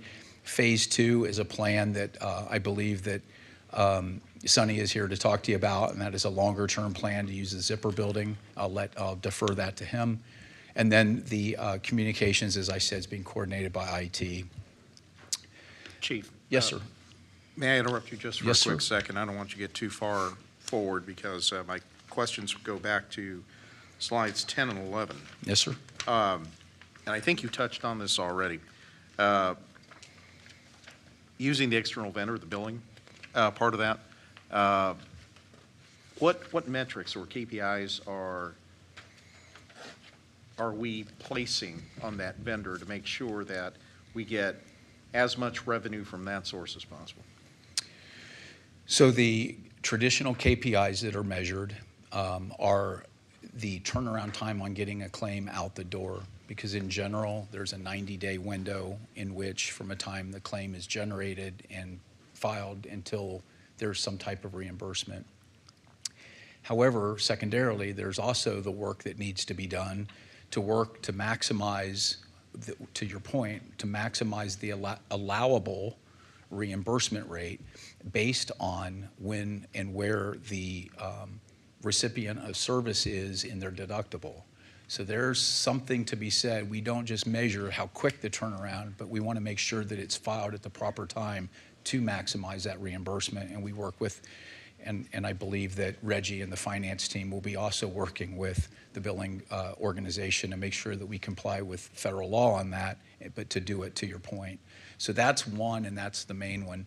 Number two is making sure that we have a good policy for folks that either feel that they were billed inappropriately, that they have a dispute with the bill, or are unable to pay. And so some type of charity care policy has to be in place. And as an example, most major cities in the United States, last year as an example, Charlotte, Mecklenburg County was about $4.5 million in write-offs from inability to pay. And so we'll make sure that folks that meet that criteria are given the opportunity in your districts, but also making sure that we work with folks that do have an ability to pay to make sure that we do so, we get as much back as we possibly can within the limits of the law. All right. And then my second question, when you mentioned the pivot that Yes, you had sir. to do that technical issue with payroll, I know that we've talked about this before. You know, there was a plan in place to try to, resolve this, but we're pivoting for now. But do you have any idea what time frame we're talking about when we can get this sorted out? I don't believe that I am the perfect person to answer that question. What I do know, and I think it's fair of me to share with you, is that process is moving in a positive direction, and they are in the testing phase now with certain groups. However, a decision was made to slow that down somewhat when the ADP decision was made in order to fully focus on making sure that we bring the MedStar folks in and get their pay right coming out of the gate. So what I'm trying to say is the light is still green, it's trending yellow, but Kevin and his team have been very they're very confident in the direction it's going, and they've been very collaborative in helping us make sure that we have provisions in place, that there are no payroll errors with the MedStar folks coming over. Makes sense. Does that answer your question, Yes, sir. Councilmember? Thanks, Yes, sir. Chief. I do want to brag about this slide a little bit. I think that this is something that's very positive that we have seen.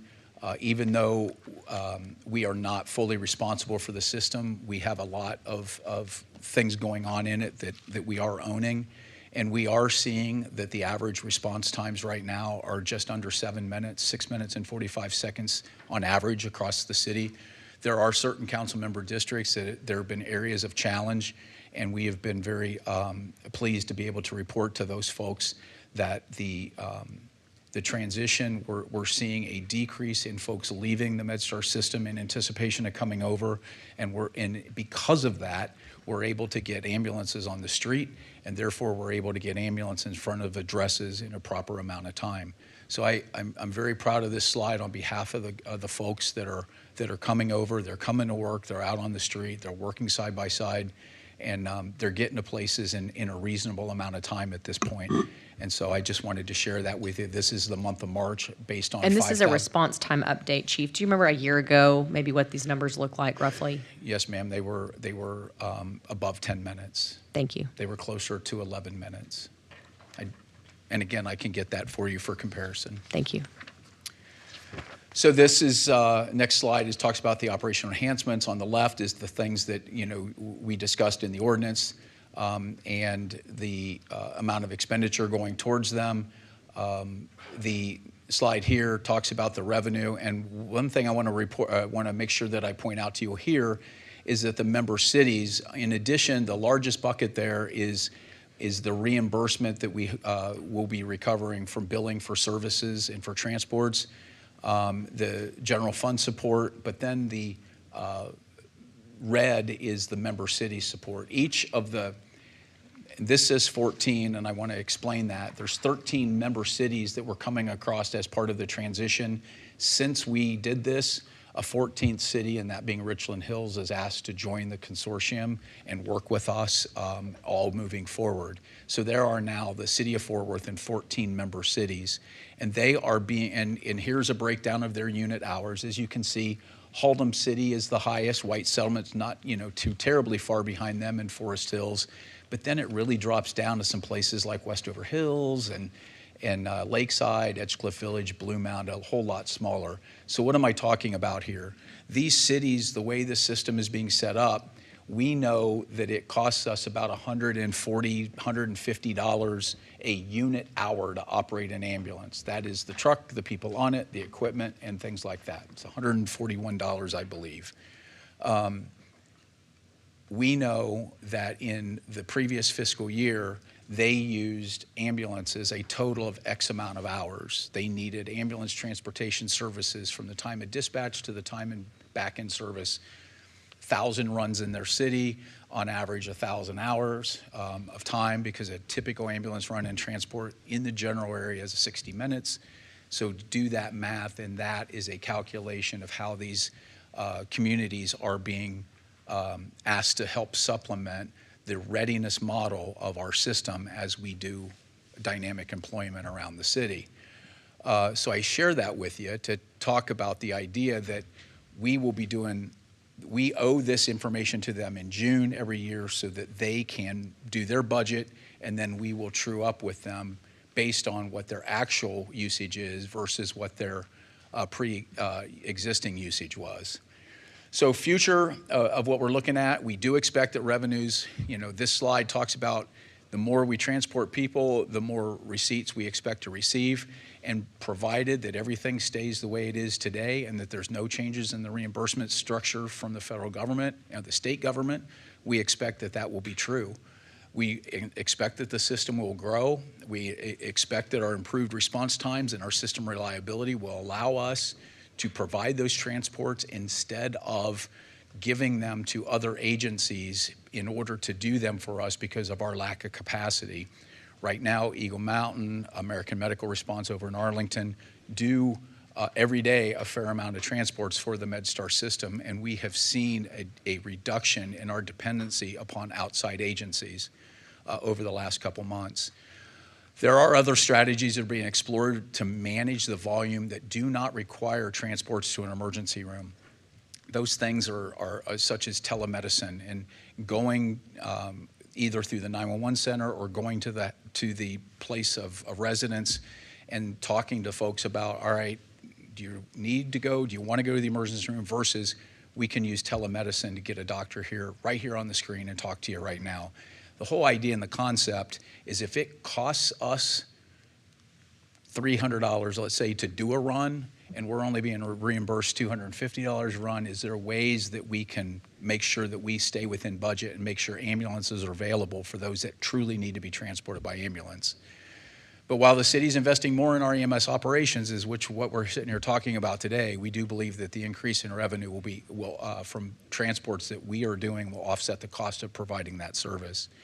Our outreach strategies, we've been doing the town halls we talked about. We're doing plenty of, there's a SharePoint site that everybody's welcome to get on. The Fort Worth Fire Department has a weekly update, public information press that they put out. MedStar folks have been getting that.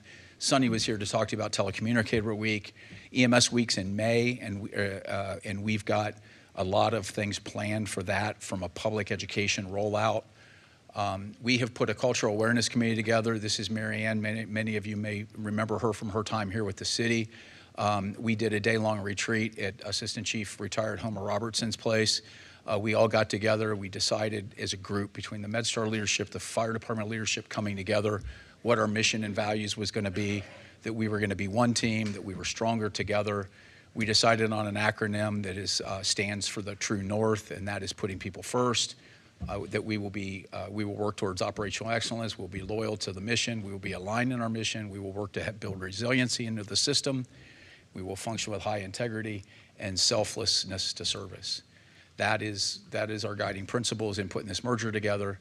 And I leave you with the last couple things. Here, the next steps in this transition are to finalize the 26 budget, to make sure that the member city allocations are put out to them so they can budget, get our inspection from the State Department of Health, finish the onboarding and recruiting process in the event that we need to give a class, and then get the transition costs aligned for the remainder of 25 heading into budget cycle for 26.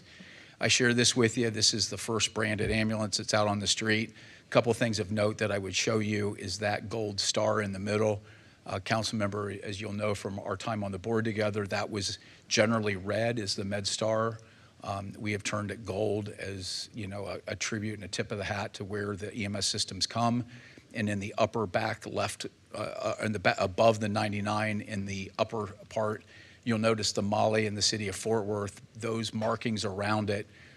The blue band says proudly serving, and those around it are the member city logos of the fire departments or the cities that are the 14 contributing member cities. So with that, folks, I appreciate your time, and I'll answer any additional questions. Thank you for the great update, Chief. Questions from council or comments? Councilmember Larsdorf. So really more just a comment is really,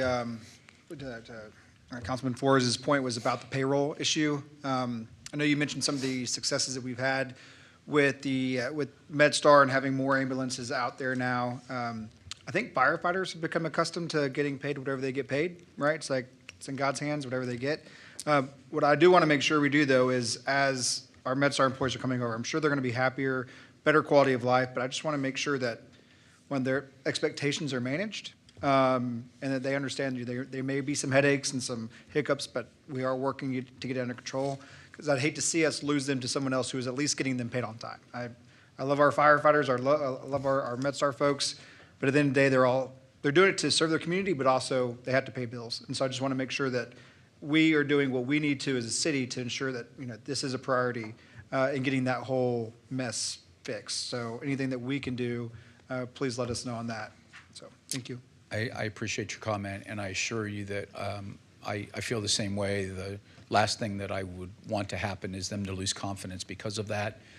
We've been working, I have the confidence in Kevin and his team that what they have brought seems to be very functional and could work. And if it works in this particular setting, then that's what will roll out to the entire organization.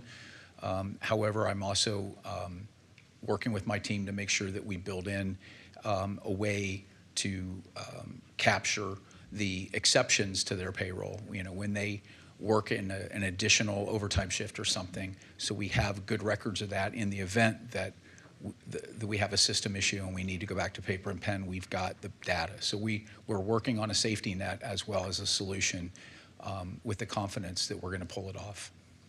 Yes, sir. Councilmember Bivens.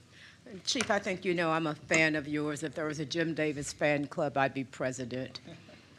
Years ago, there were two companies, one named TU Electric, and the other was Lone Star Gas. And when one acquired the other, the cultures never fit. That's how you got Atmos, okay? I'm looking at how you are going about making sure you build a team, and I just want to acknowledge you for that because you're taking it very seriously, and I think that's very important. So I acknowledge you for that.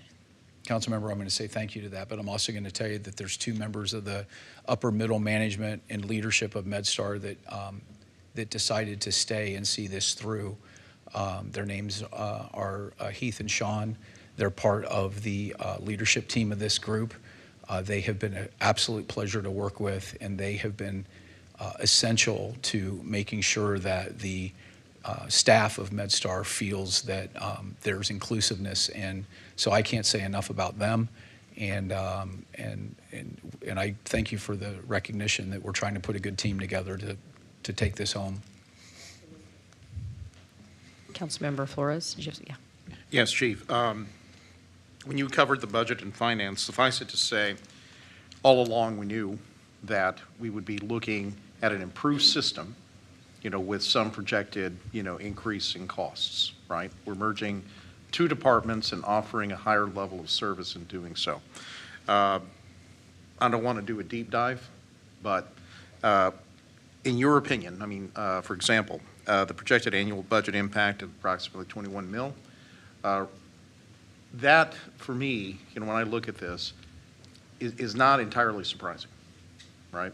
I'm not going to do a deep dive on the numbers, but again, it's along the lines of what we projected.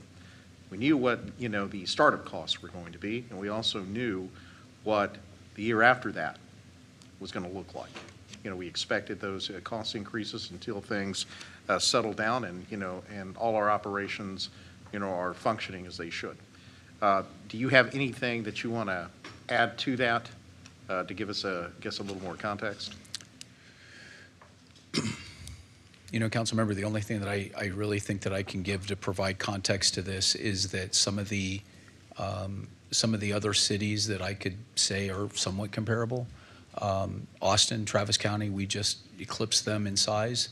I'll repeat that again. We've just eclipsed Austin in size. That's kind of cool, right? Well, their EMS budget is a standalone agency outside of the Austin Fire Department. In 2024 was $115 million a year. Mecklenburg County, which does Charlotte, they receive a $27 million subsidy in their 2025 budget from the county, and they have an EMS budget of $79+ million. So I do think that number sounds a lot. I do call everybody's attention to the fact that it will be offset by revenue recovery from billing for service. An EMS system billing is never a profit center and going to make money. It's always billing to offset the cost of providing the service. You have challenged the leadership of the city in the city manager's office and the fire department to enhance response times and to provide a level of care to the community. And I think that your commitment with this is giving us all the tools that we need in order to deliver on that. Thank you. Yes, Councilor Williams. Thank you, Mayor. Thank you, Chief, for the update. I just kind of reflecting on this process, would just like to pause for a moment in gratitude.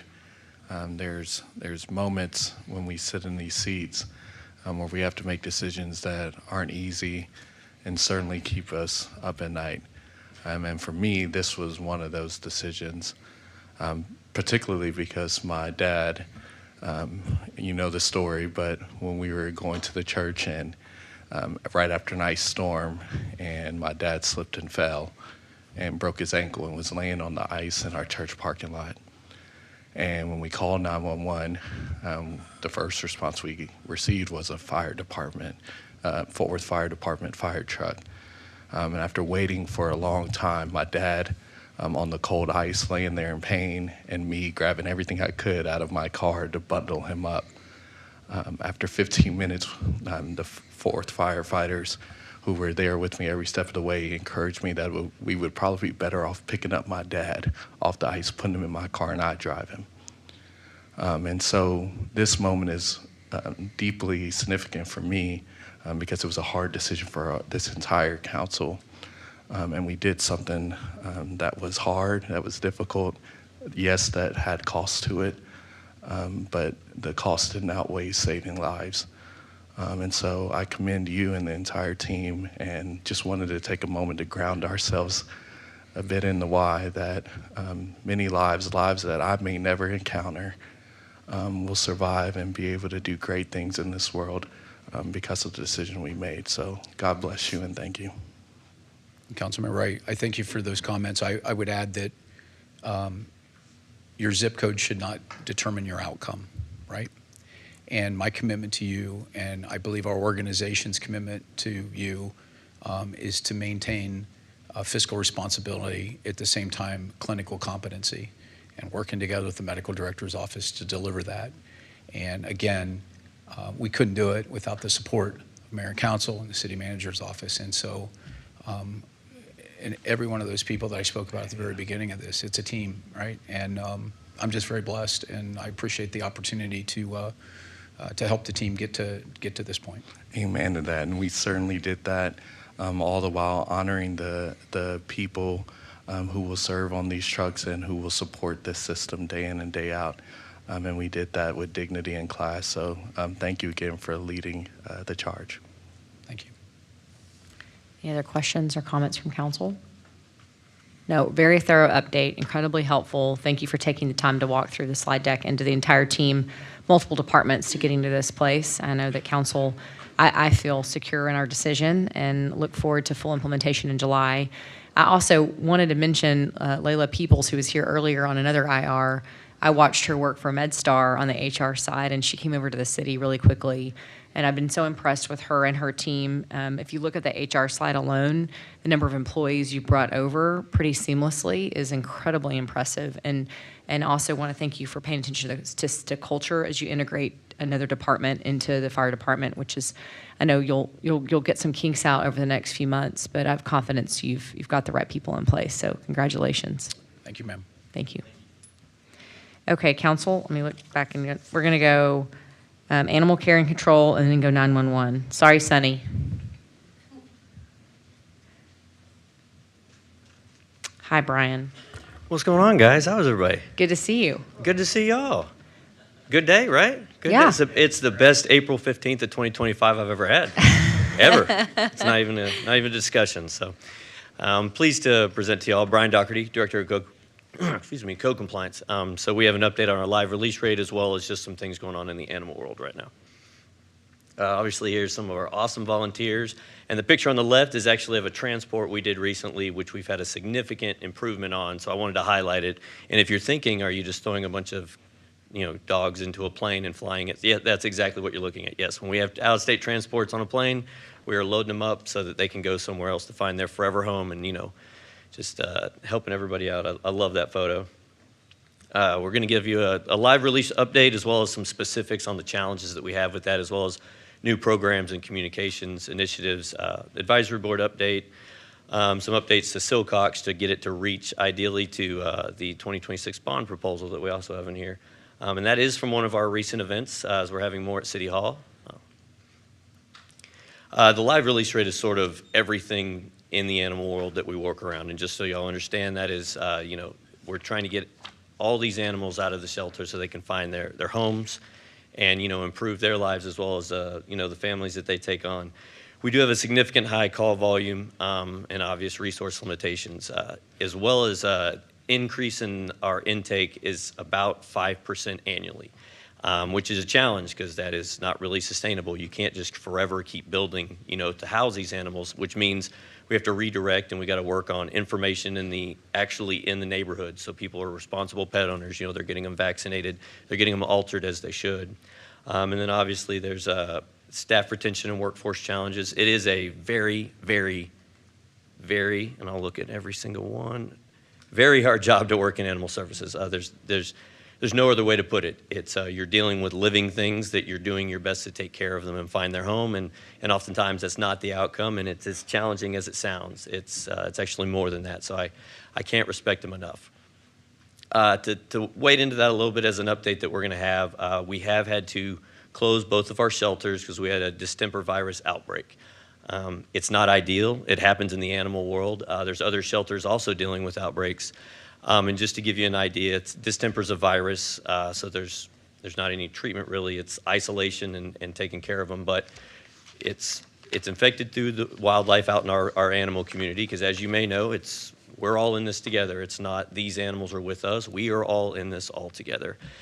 And so obviously we'd like all the animals to be vaccinated. We we don't get, not everyone's going to participate. This is why we have to get out into the public and make sure they're vaccinating and being responsible pet owners. The mortality rate, sadly, is 50% in adult dogs, and it's 80% in puppies. It's not a fun topic to go over, but it was brought on by on the 21st through our random testing, which is really good. I can't thank staff enough. That is one thing that, as far as this whole process is, when it comes to preparation, execution, and overall just care of these animals, I would put our staff up against any city at all. I've been blown away at how fantastic they've done this. And I say all that to say, here's the timeline where it started at our North Campus, and through further testing, we found more, and then just a few that we've had in our Silcox, but out of abundance of caution, we had closed both of them.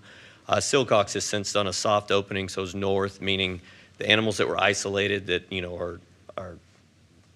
we feel safe to go out, and through our vet's recommendation, which Dr. Swell, she's awesome right over there, has been instrumental in this as far as as you can see, there's almost 1,500 tests that we've done. That means we've done multiple waves on animals to make sure that, it's not growing or lowering. We've had 74 positives, but out of the 700 plus animals we have, I'll take that. That's a very low rate. If you're thinking the worst case scenario is exactly what the worst case scenario could be, and we didn't have that. But I do want to give many thanks to our staff. Chris and his team have been fantastic to mitigate this. And so, yes, that will affect our live release rate, but given how well everything played out, it didn't affect it as much as we thought. Here's our comparison to other larger cities in Texas, and we're all around the same live release rate this year. I will say, though, that we're trending up. In fact, this last week, I think we had 90.5%. So we are incrementally getting up there, and over 90% is the goal, but very, very happy with staff. You can kind of see where it snapped back from COVID in 2023, but since it has been steadily going up, and the amount of effort and resources that have been put into this is really, really awesome. Very, very proud of the team. Here's part of that with the new programs and communications initiatives. If you were on the city's website and would see the Code and Animal report before, it was a small phone book that they would have you look through if you wanted to look at statistics, because we all love reading phone books. And I'm realizing right now in this moment I'm dating myself, because some people have no idea what a phone book is. Man, that's depressing. I'm going to keep going. We scaled them down to one-pagers, and so we highlighted the live release rate, our intake, adoptions, as well as the success stories that we've had. And our last transport, which was awesome, was 44 dogs that were able to be taken out. And, 13 were on the urgent placement list, meaning, they were right there. So that's awesome. You can see a picture of one I can't draw on the screen, but I'm trying. Right there. But this is really just so you have an idea and the public has an idea. What are the highlights, that I need to know to talk about the animal world? And then we still offer many other reports that are accessible, but we're pushing this out. We also did the same thing on the code compliance side. But I tell the staff all the time, I said, if you think the public's just going to come out of the woodworks when we do great things and tell everybody, you're not. We have to make sure that they're knowing what we're doing, what we're having success with, what we're tweaking, and what we're trying to, get right, because, we're always available for improvement. This right here is a trailer that I actually discovered when I was looking for a trailer for the mobile tool shed, which went live and has had a lot of checkouts, just to plug that in there real quick. Side note. Yes, exactly. We discovered this trailer far too large for tools. It also had some repairs and was essentially just lifeless sitting there. So it was reincarnated, because I'm a stargazer, and that life goes on with this trailer. And so right now we're doing the repairs, and we're going to have it as a mobile clinic. And I'm really, really excited about this, because we're already reaching out to local vets to volunteer their time. And so we plan on going into these underserved neighborhoods and offering spay, neuter, and vaccinations. And on this last slide, real quick, if you look, you can see we are issuing citations. There's no way around that.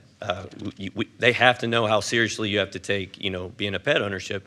And so with this effort right here, if we were going into these neighborhoods and doing all that we can, I feel more comfortable, and I imagine y'all will feel more comfortable when you have to get to a citation. If you look up and you're like, they were offering free spay, neuter, and vaccinations, and you got a ticket for your pet not being altered, yeah, you should have gotten a ticket. And so, but you have to put in the effort. So I'm really excited about this. We're getting it fixed right now.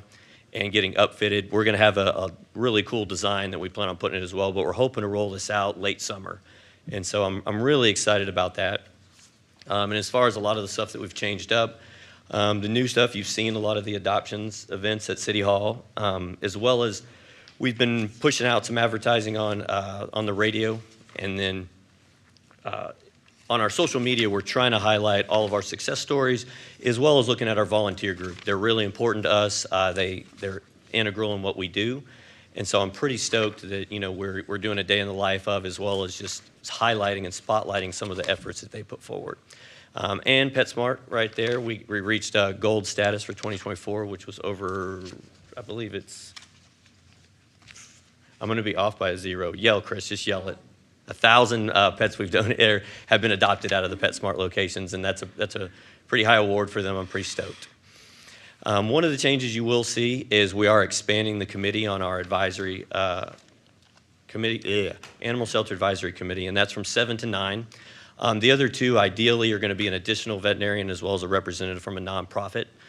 We would like, you know, to be able to have a trouble scaling down on who we select, but you know, we are hoping to get as many applications as we can. We're also going to increase the frequency from 3 to 4 times a year. And this is really, really important because this is sort of the conduit to the community. Is we can have individual citizens come up and talk to us, but from an at-large group where we can bring up issues to them or a policy change we made or some incident that happened and how it was handled, and you bounce it off the committee saying, okay, what did y'all think? What did we do right? What did we do wrong? What do we need to improve? And it's a very, very good system when everyone's on the same page, and it helps with mitigating how we're explaining things to the public as well as how we're handling our policies internally. This is sort of the outline of obviously how the appointment process will go. As far as applications received, you're going to see some annoying emails from me where I'm just reminding you that we're doing our board appointments, and we'll also have a flyer, a little handout for y'all that you can, if people are interested, you can give to them. Kind of outlines what it means when you're on the board. There's a QR code to more information. And so really, really excited to get that rolling. You'll be seeing, I believe, on the next council meeting, the change in the ordinance, which you're only seeing the change from 7 to 9. This is more of the process that we're doing. One of the other exciting news that we have is we have allocated some funds to sort of do some renovations at Silcox until we can get a new shelter, ideally. You'll see that shortly. We're renovating the play yard as well as the bathroom and improving the customer lobby and artwork and stuff like that. And then we have to get a lot of new kennel doors, which are custom made and very expensive. But again, when it comes to shelters, the amount of traffic and wear and tear these things take, it's simply, unless you're down there and kind of see the operations, it's hard to explain exactly how much traffic. But we're really big on cleaning standards and everything else to mitigate disease spread, and simply stuff just takes more wear and tear. The last update is we do have a new animal shelter on the 2026 bond at roughly $58 million. It's 45,000 square feet, which is pretty, not significantly. I think it's about 30,000 square feet is at Silcox. However, it's all sort of piecemealed because they've had 3 expansions. This 45,000 square foot building is going to have where the continuity is going to work. Continuity is going to be better. The animals will actually have more natural light. The standards that they live in are going to be higher to industry standards. So I'm really, really, really excited to get this going. The lots that we're looking at, we're also looking at 5 to 6 acres, meaning if we have to expand, you can do it in the pod format that we have like at the North Campus, which is a really big deal because the worst thing ever would be me coming back 8 years later, even if we got it, be like, hey, we can't fit any more animals. When in reality, if you can do expansion like that, you can sort of plan for the future a lot easier. So that is our updates that we have. I was trying to be brief. I know a lot of people, I can talk for far too long, but is there any questions you all have from the animal side? Mayor? Yes, Councilmember Flores. Go ahead if you had a question. Nope, you're good. Okay. Just 2 questions on the spay and neuter mobile unit. Have you identified where the hot spots are in the city where you have the occurrences of more, stray animals? Yeah, we can go back through our field calls and exactly, see where we're needed and where we would start working whenever we can get it set up with vets in line and have it built and everything, yes. Okay. And as far as the makeup of your advisory committee, would that be reflective also of those hotspots in the city? I hope it is. We can't force people to apply and be a part of it. So ideally, that'll be a factor when we're looking at all the applications. But I'm not gonna say there's not a scenario where we may need 9 people when we have 6 applications. So that's one thing where I'm gonna pepper y'all. I promise it won't be too much. But if you have the opportunity to spread the word that, hey, there's so many people that are care and, involved in the animal community, it's like, well, let's take that one step further and help the city. So. Yeah. I used to serve several years ago on the Animal Advisory Committee, and I found it to be very, enriching and informative. So, I'd encourage anybody to think good, and think well, on who you might appoint if approached. Last question: what's going to happen to the Silcox facility when it's replaced? That is a fantastic question. What is going to happen to Silcox when that's built? It hasn't been decided. Yeah, that's one of the tools where. The city can maybe, if possible, leverage that, on any number of things. But yeah, there's no certainty to it right now. Councilmember Crane, did you have a comment? Okay, Councilmember Hill. Well, we have the positive postman that comes to council meetings. I don't know, we need a nickname for you. You're the positive code compliance director. You're so happy, Brian. I'm so glad you're here. And I do just want to reiterate that the hard work the animal control team does, y'all see the good and you see the bad, and I'm really amazed. Y'all do have a very emotional job and a very hard job, so thank you every day for what you do for us. I want to challenge my council members. If y'all have not been to Silcox lately, it's in really bad shape, really bad shape. Our employees look like they're working in closets. There's no natural light. And y'all did actually handle the distemper outbreak very well, considering these animals are confined in appropriate spaces, but still, it's pretty tight. Addressing the live release rate, you've done an excellent job of providing us numbers with integrity. I know a lot of cities are not always as upfront with their live release rate, and we're not at 90%, but we've come a long way in 2 years, and I'm really impressed with the work that you've done in the short time that you've been here, so thank you. Thank you. Any other questions or comments from council? Councilmember Williams. Yeah, thank you. I echo the sentiments of both Councilmember Flores and Councilmember Hill. I just want to thank your staff too. This past Sunday, we had 2 dogs who were stray, and we called y'all on a Sunday, and we had to keep our kids inside during the worship services until we could figure it out. And thanks to PD as well, the MPO and a couple of patrol officers kind of followed the dogs around the neighborhood until they found their home. What I learned in that was a little bit more about this outbreak, and that animal control couldn't take in new dogs. Particularly, these dogs were large breed dogs, and so there was some angst and concern in the neighborhood about leaving them roaming without finding a home for them, for a number of reasons, obviously.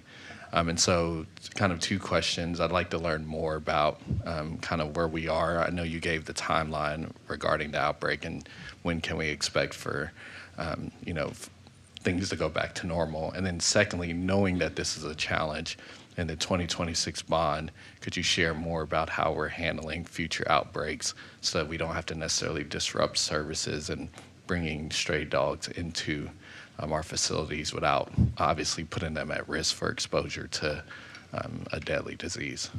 Yeah. To your first question, there's a soft opening. Actually, I think we're going to open Silcox all the way because it started in North. But closing both shelters, yeah, is exactly what you said, is we were needing great assistance from the public because we can't take in any more animals because there's a virus outbreak there. We can't make this worse.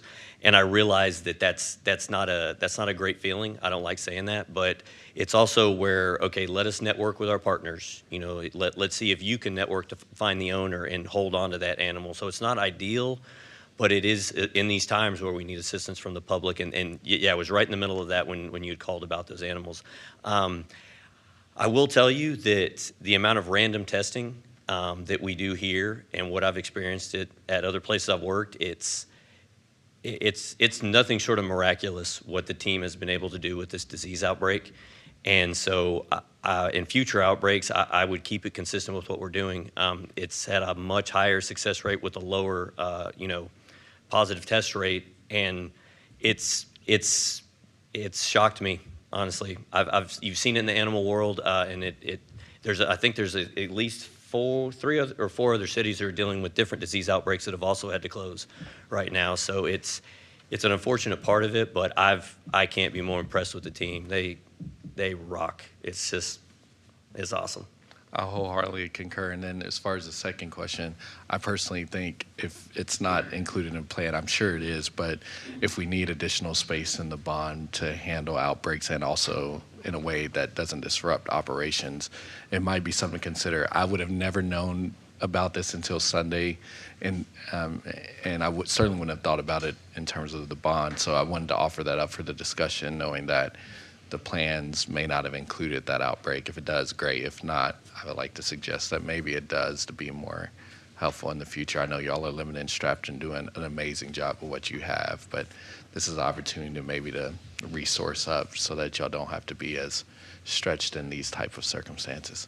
Yes, sir. Any other questions or comments from council? Great job, Brian.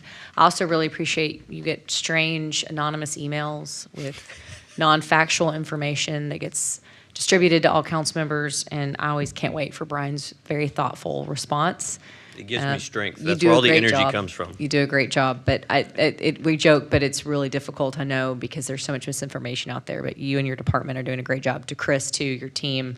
To Macy's point, especially before we talk about bond election finalizing, please go see Silcox if you haven't had a chance to go see it in person. It really did help me speak to the needs of that particular facility and what we hope to do with the 2026 bond. But thank you, Brian. Okay, council, we're almost there. 911 update. Sunny, you've been so patient.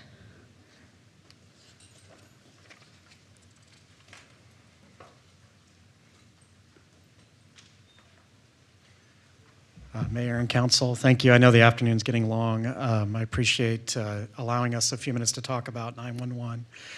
With me today, I've got our consultants that you're aware of, Fitch and Associates. I've got one of their representatives, so I'm going to introduce them just in a minute. Also, in a few minutes, Aubrey is also going to talk to us a little bit about our actions that are already underway. So really just to back up just for a minute and talk about our purpose. We're really talking about improving 911. What does that mean? That means operational efficiencies. That means reduced response times. That means assuring that everyone gets the help that they're asking for. And we have already started actioning some of the information we're going to hear about today. I do want to thank Chief Davis for kind of teeing up some of this discussion related to EMS. We're going to extend that conversation too, but also I think he did it well when he talked about how we're very thankful for all the help of all the city team, as well as our leadership, city manager, and all the office and assistant city managers have helped me and Aubrey and the team really understand this very complex challenge. I do want to take us back a moment and a time here to 2022, 2023, really talking about how this has been a timeline of progress, of innovation. I won't go through each one of these, but as I build on this graphic, it almost becomes too much to look at, but really there's a story here, and that story is about the commitment to do better in service to the community. And that's really what we're focusing on today. So to this moment, Fitch and Associates really took a deep dive into the operations at the 911 center, really looked at some of the data points, and has some information for us. With that, I'll introduce Bruce Moeller. Actually, he's going to tell you a little bit about himself and how he led the Fitch team. Thank you. Good afternoon. I appreciate the opportunity to come back and speak to the mayor and council on this topic. My name is Bruce Moeller. I'm a senior consultant with Fitch. Historically, as a background, my background's been in public safety for 30-some years. I've been a fire chief, city manager, assistant county administrator.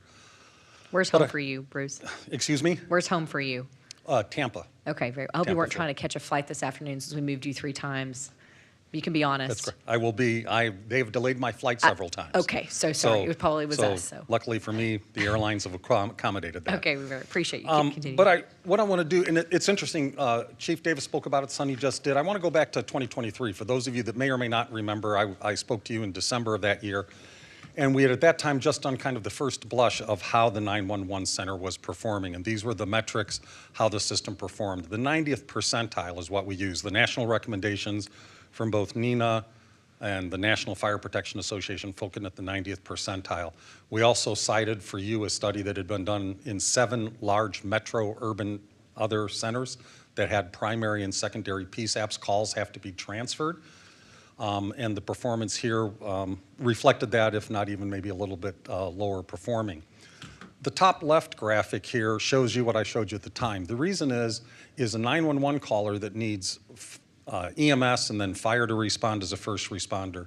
That call moved between the existing 3 different dispatch centers, with police first answering the call and asking certain information. You kind of see those circles up there, the purple, the golden, and the reddish. That is information that was asked at each of the different dispatch centers, and the circles represent numerous times where that information was asked. What's the location of the call? That is much more difficult to determine in today's society, with 80% of 911 calls coming from mobile devices. What is your phone number, so I can call you back in case we get disconnected? What is going on? And that information slowed the process down. That's the current state that is about ready to end, that your staff has been working on for the last several months. The future state is represented on the top right. Chief Dave has alluded to kind of a phase 1 and phase 2. This really is kind of an ideal future state, is the phase 2, where a call occurs, somebody dials 911. The person that answers the call is able to get help going to them. It doesn't bounce between. I don't have to repeat the information. It happens one time. And that's what the right represents. A single call taker can put the call into the computer-aided dispatch system, and that call will be routed to law, fire, EMS, whoever is needed. So that strive for the single person to talk to the caller is essential, at least before dispatch. Just so you know, EMS uses something called pre-arrival instructions, as does fire. So once resources have been dispatched, you may transfer the caller to somebody that can talk to them. What can I do to start CPR on a loved one? What should I do to evacuate the home or to manage an incident that may require the fire department? So I just talked about 911, but there's also the radio channels, and you have numerous radio channels being used by the 3 different dispatch systems. We looked at that. This is rather busy. This is all the primary channels. Here's the takeaway. On the top left on the scale, nobody ever reached what we call 0.2. Nobody ever got to 0.2 air lengths, or in other words, 20% of the time during any 1 hour of the day, where the radio traffic was so busy that one telecommunicator or one radio operator couldn't handle it. This reflected that you have capacity within your system and potentially the opportunity to consolidate some radio channels to make the system more efficient. So let me go to the last 2 slides. This is busy, it's complicated, I'll break it down. Down the left side are the hours of the day, midnight through 11 o'clock p.m. The different colors there are the police in blue, salmon is kind of the, fire department, EMS is green, and the total. Look at that box on the far right, lower, all by itself, 860 hours. The way the system has been staffed, I know Aubrey and Sunny have made some changes, but has been staffed for a 24-hour period across the 3 different dispatch centers. It was being staffed with 860 hours of personnel sitting in seats. It is a pretty impressive and significant effort. We applied something called airline modeling, and you can see this is broken up for call intake and then radio, call intake radio. This is what we modeled. What is possible optimizing the system? Again, the takeaways, it's complicated. I want you to look at the lower right again, 703 hours. With some of the recommended changes that we've talked about, both in call intake and radio, you could reduce that. By consolidating fire and EMS together, you can reduce the equivalent of people being in there, of perhaps adding some resources to police. Those calls will get answered in a timely fashion. The calls will get processed more rapidly. So in this snapshot of time, potentially you could maybe save somewhere around 30 positions, but I want to qualify something in that. We were asked about that at the time. In the report, we've talked quite a bit about, in anything, Chief Davis alluded to this, when you make such a significant change in a system, you should act cautiously over time, implementing adjustments incrementally, evaluating the performance, are we hitting the benchmarks we've established for ourselves, and to see if the reaction of the system remains the same. But overall, the city is moving in the correct direction. The consolidation of fire and EMS dispatch and a long-term goal of all 3, consolidating call intake, will do several things. It will be a more efficient, a better run system, but more importantly, it will be more responsive to the needs of your community. And may I ask, Bruce, this recommendation for future state, how much of this, and maybe I'll get into it, Sunny, can be implemented before we consolidate all 911 services into a new facility? And we can answer that later if it's helpful, but that question kind of lingers out there for me. I'll yield to Sunny on that. Okay, thank you. Certainly. So just to address that, and then I'll see if you had any other questions for Bruce. So we are going to talk about that. We're going to talk about what we call phase one, or phase zero, if you will. We've already started. And then we're going to talk about how we transition to phase two. But it is definitely a future state that's going to take us time to get there. Thank you. I think that's a great tee-up. Do you have any other questions for Bruce, though, on the data? No. Okay, I'm Very going to tee it helpful. up for Aubrey Ensko, our 911 administrator, and she's going to talk about the actions that are already underway. Thank you, gentlemen. Good afternoon. I'll try to keep this short and sweet. I appreciate Chief Davis has teed up wonderfully a lot of the things that we're going to talk about here. So in late February of 2025, we took ownership of the final 911 assessment from Fitch and Associates. And long before we delivered or took receipt of this, city leadership was already engaged, directing leadership in various departments to try to look for efficiencies. We realized there were some gaps. Strategy was formed, and we devised some plans on how we could start working towards a brighter future for 911 and improving that operational resiliency. As we took possession of the assessment in February, really the key findings focused on radio communications, staffing within the emergency communications centers, how we're handling the calls as Bruce illustrated in his diagram of call flow, and then what is the technology that we're using or technology that we need to seek to implement to help us realize those operational efficiencies. Of that report, there were 12 key findings, 8 of which we are actively actioning right now that we're going to talk about in the next coming slides, and 4 of them that we're reviewing. We just want to make sure that we operationalize those with caution, and also just making sure that we are realizing efficiency as we deploy different strategies. Next slide, please. Or is it this one? Thank you. So we had the 12 findings, and I'm going to try to consolidate some of these as we talk about them, and some of them you'll see some synergy or a little bit of a repeat from Chief Davis's presentation. Fitch finding number 1 and 2 really call us to action on looking for enhancements with the FD and EMS radio communications. Looking for those fleet map changes, fleet map being the catalog of radio communications that we have, and how do we align those to be used in an efficient way to facilitate better communication amongst our field responders. And then how do we look at the staffing models that are being used within the centers and looking for operational efficiencies and ways to enhance situational awareness for all those that are involved in this response.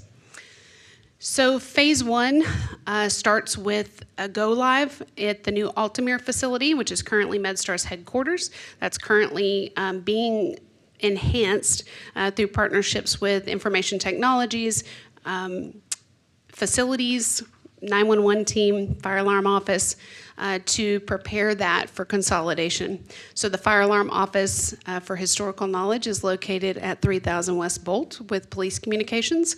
So we are readying that new space for them to move in with MedStar's existing emergency communications team as that first phase of consolidation.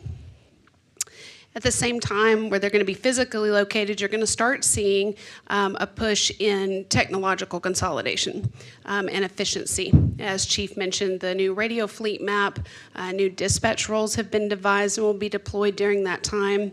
And this is really our opportunity, once we get everybody together in the same room of this first phase, to really evaluate the opportunities that we have for continued efficiency and understand what's working and what needs adjustment.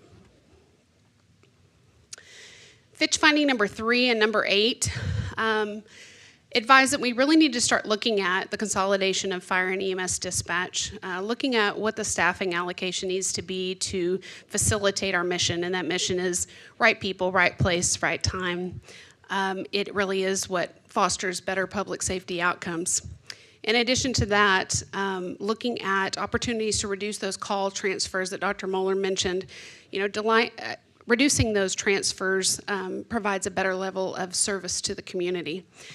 So as we mentioned in the previous slide, Fire Alarm and MedStar will start consolidating about the first week of June at the Altamere facility.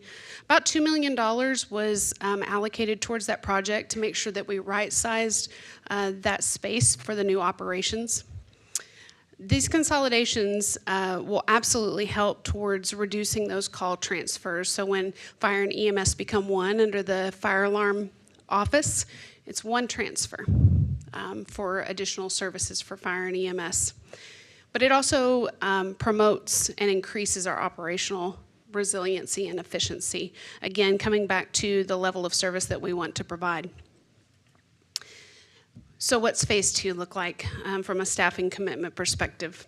So with partnership with City Manager's Office and leadership across public safety, we have identified the Zipper building as our future home to remodel to be a purpose-built space to consolidate all 3 of those emergency communication centers into one unified operation. This is really going to be an incredible stride in just promoting the operational efficiency and resiliency that we want to see so that we can be working shoulder to shoulder, making those decisions in the best interest of those we serve, removing those barriers to communication. Fitch finding number 4 highlights the importance of us evaluating new technologies that help us reduce the non-emergency workloads on our 911 teams and increase our productivity. I'm happy to say that as an early resolution ahead of the study being published, we actually back in late 2024 were working towards trialing a platform called Prepared 911. In February of 2025, we successfully deployed that trial, which will be coming to an end here at the end of April. And I want to just highlight some of the technology we were able to see and how that really aided us in being more operationally ready to answer some of the 911 calls that were coming into the center. A couple of key pieces of technology for this particular platform that I really want to call your attention to, first and foremost, is real-time language translation and transcription. This is a powerful assistive technology in our space. In a traditional environment, we receive a call from someone who's non-English speaking, and we're relying on a limited amount of bilingual telecommunicators if it happens to be Spanish speaking. Otherwise, we're transferring that caller to another call center that is staffed with translators. They too are having challenges filling their call centers. So you can imagine that when you already have a tax system and you're transferring that to another tax system, that doesn't promote the successful public safety outcomes that we want to see. It's further delaying the 911 team in understanding the situation so that we can react.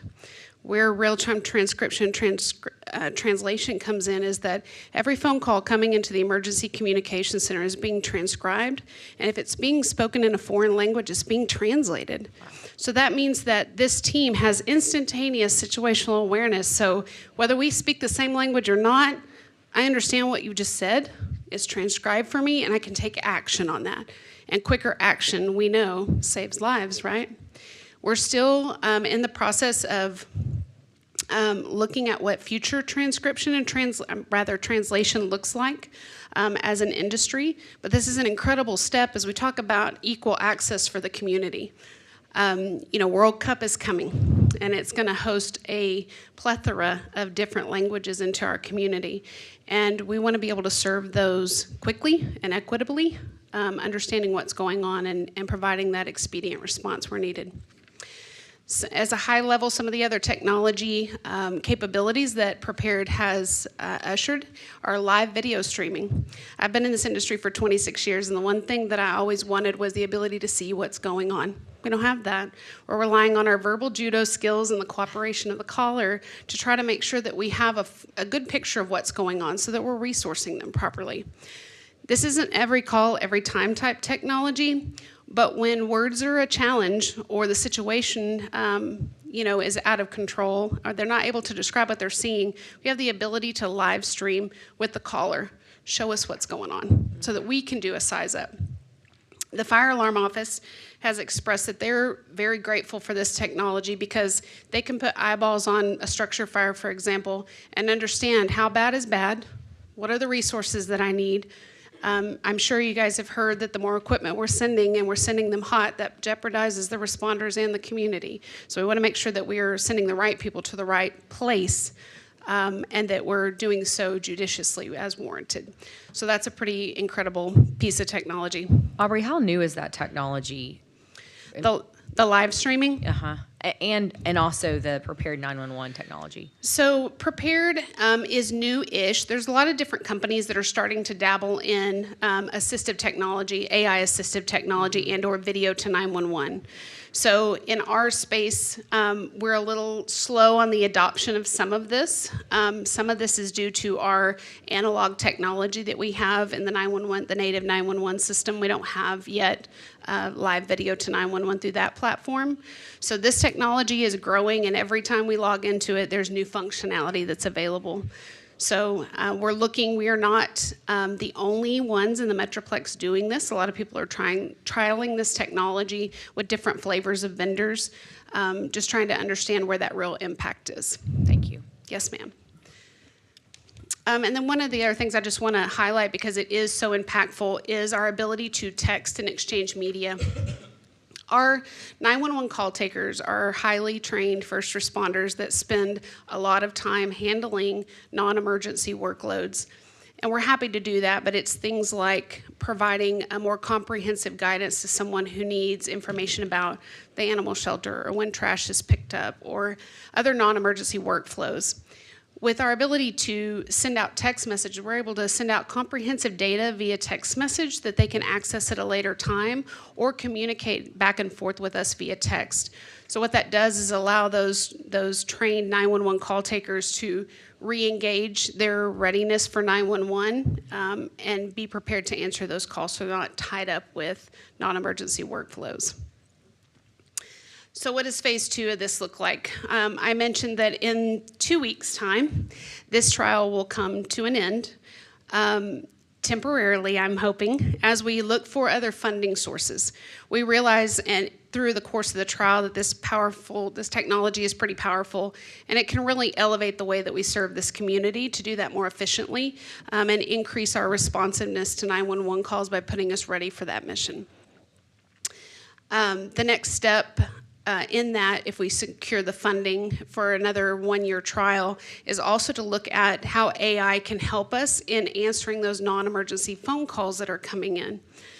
So still providing that high level of service to the community, getting them where they need to be and the information that they need, and again, refocusing the efforts of our limited 911 staff towards the business of responding to 911 calls.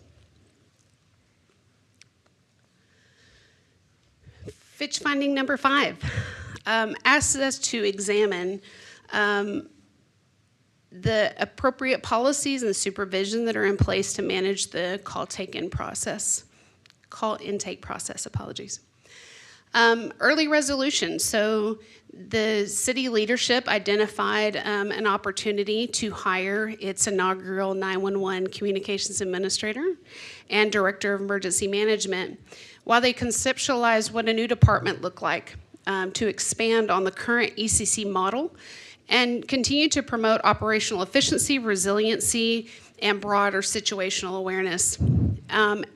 We are continuing to look at accountability to our existing operational expectations while we evaluate current and best practices, looking for opportunities for improvement or enhancement.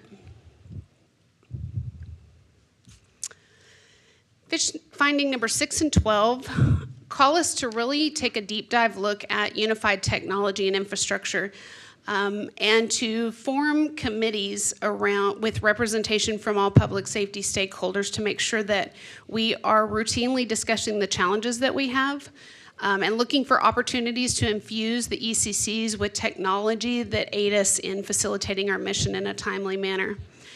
So Chief Davis had alluded to the fact that we have CAD to CAD interface now established. That happened actually before this study was even published. Leadership at the city level and the department level came together with the partnership with ITS to develop a CAD to CAD interface. That means that when you call 911, 911 call taker does some triage of that event, enters and creates an event in our computer-aided dispatch center that goes to all 3 public safety partners so that they can quickly action and facilitate that needed response, instead of waiting for that call to be transferred to go through another triage to decide what they need to facilitate.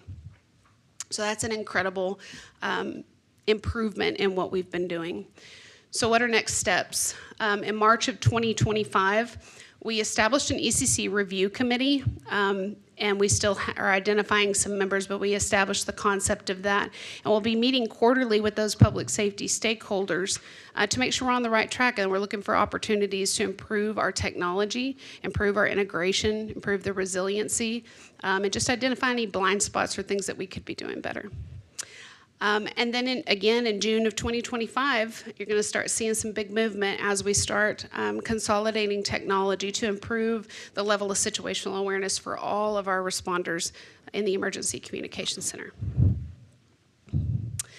And with that, I'll pass it back to Sunny, who's going to wrap us up and give us some next steps. Is there any questions for me before I pass it on? Any questions for Aubrey? Nope. Thank you. Thank you. Thank you. Thank you, Aubrey. Aubrey's been a great partner. Also, I don't know if I said it earlier for Bruce. I just want to say thank you. Thanks for Fitch and Associates for the work that they've done. Just to recap, so we've got communications that need to be integrated. We've got to streamline the process of unified calls. So if you call a 911 center and you need help, we need to make it simple for you to get that help. Also, the assistive technologies really offer a promise of optimized call handling and call delivery, also streamlined communications. We are talking about an ordinance revision that needs to happen in order to form the new department, as well as because there's some there's some language within the ordinances related to emergency management. Very important that we capture the significance how emergency management and emergency communications operate during a disaster, and so we want to make sure that we're giving attention to that in the ordinance recommended for mayor and council. And then we're looking at, as we enter what we would affectionately refer to as budget blitz time, we're looking at fiscal year 26 and what that request will look like for personnel to right-size these operations and fully equip our 911 teams and the support around them. So with that, the hour is late, so I'll open for any questions or further discussion you might have. Open for discussion or questions from council? No? Really helpful updates, thank you. And to Valerie, and of course Mark's now retired, but this is your dream team. It took a long time to get them together, so it's neat to see Aubrey and Sunny together presenting and really putting in action the changes we knew that needed to happen. So we appreciate you both. Thank you, Mayor. Thank you. Council, that's the last of our presentations. Do we have any future agenda items you'd like to bring to Jay's attention? I do. Guess Councilmember Beck will just go around the table. Thank you, First, Bruce. I'd like a presentation on what our city's process and efforts are to coordinate project timing amongst departments so that we're best utilizing funds. And then I would also like, what I haven't seen in this year's bond discussions is the equity analysis that we performed in the 2022 bond. So I'd like to see that for the 2026 bond as well. What kind of analysis? The equity analysis. Equity. Yeah. Councilmember Nettles. Yes, I would like a presentation, the YMCA to come and the city to present an update on the pools that we have in the city of Fort Worth. I think we list that we have maybe 2 pools, but we also have contracts with the YMCA, how we can partnership a little bit more, better. Councilmember Williams and then Bivens. That's a great request. If I can add on to that, I know the Ryan family, I know the Ryan family YMCA partnered with Crowley ISD. I'm not sure if the city of Fort Worth is partnering, and that's something we've been talking about, a need to provide access to swimming pools in the far south and southwest portion of the city. So if we're not partnering and there's ways that we could get access to that pool, it's a resource that maybe we can chip in and get access for a lower cost than building our own. I'm not, but I have kids in the community, so while I have the mic, second, she said I'm not going to be here anyways for that. But anyways, long story short, my actual informal report request. I know in this past budget we asked Deanna's team for an update, or I'm sorry, we approved the market analysis study for wages. I'd like to get an update on that as a presentation, as well as what it would cost the city to increase the minimum wage to $20 an hour in this upcoming budget. Thank you, Jared. Councilmember Bivens. I'll let you sit with me and Betsy when we come back and heckle.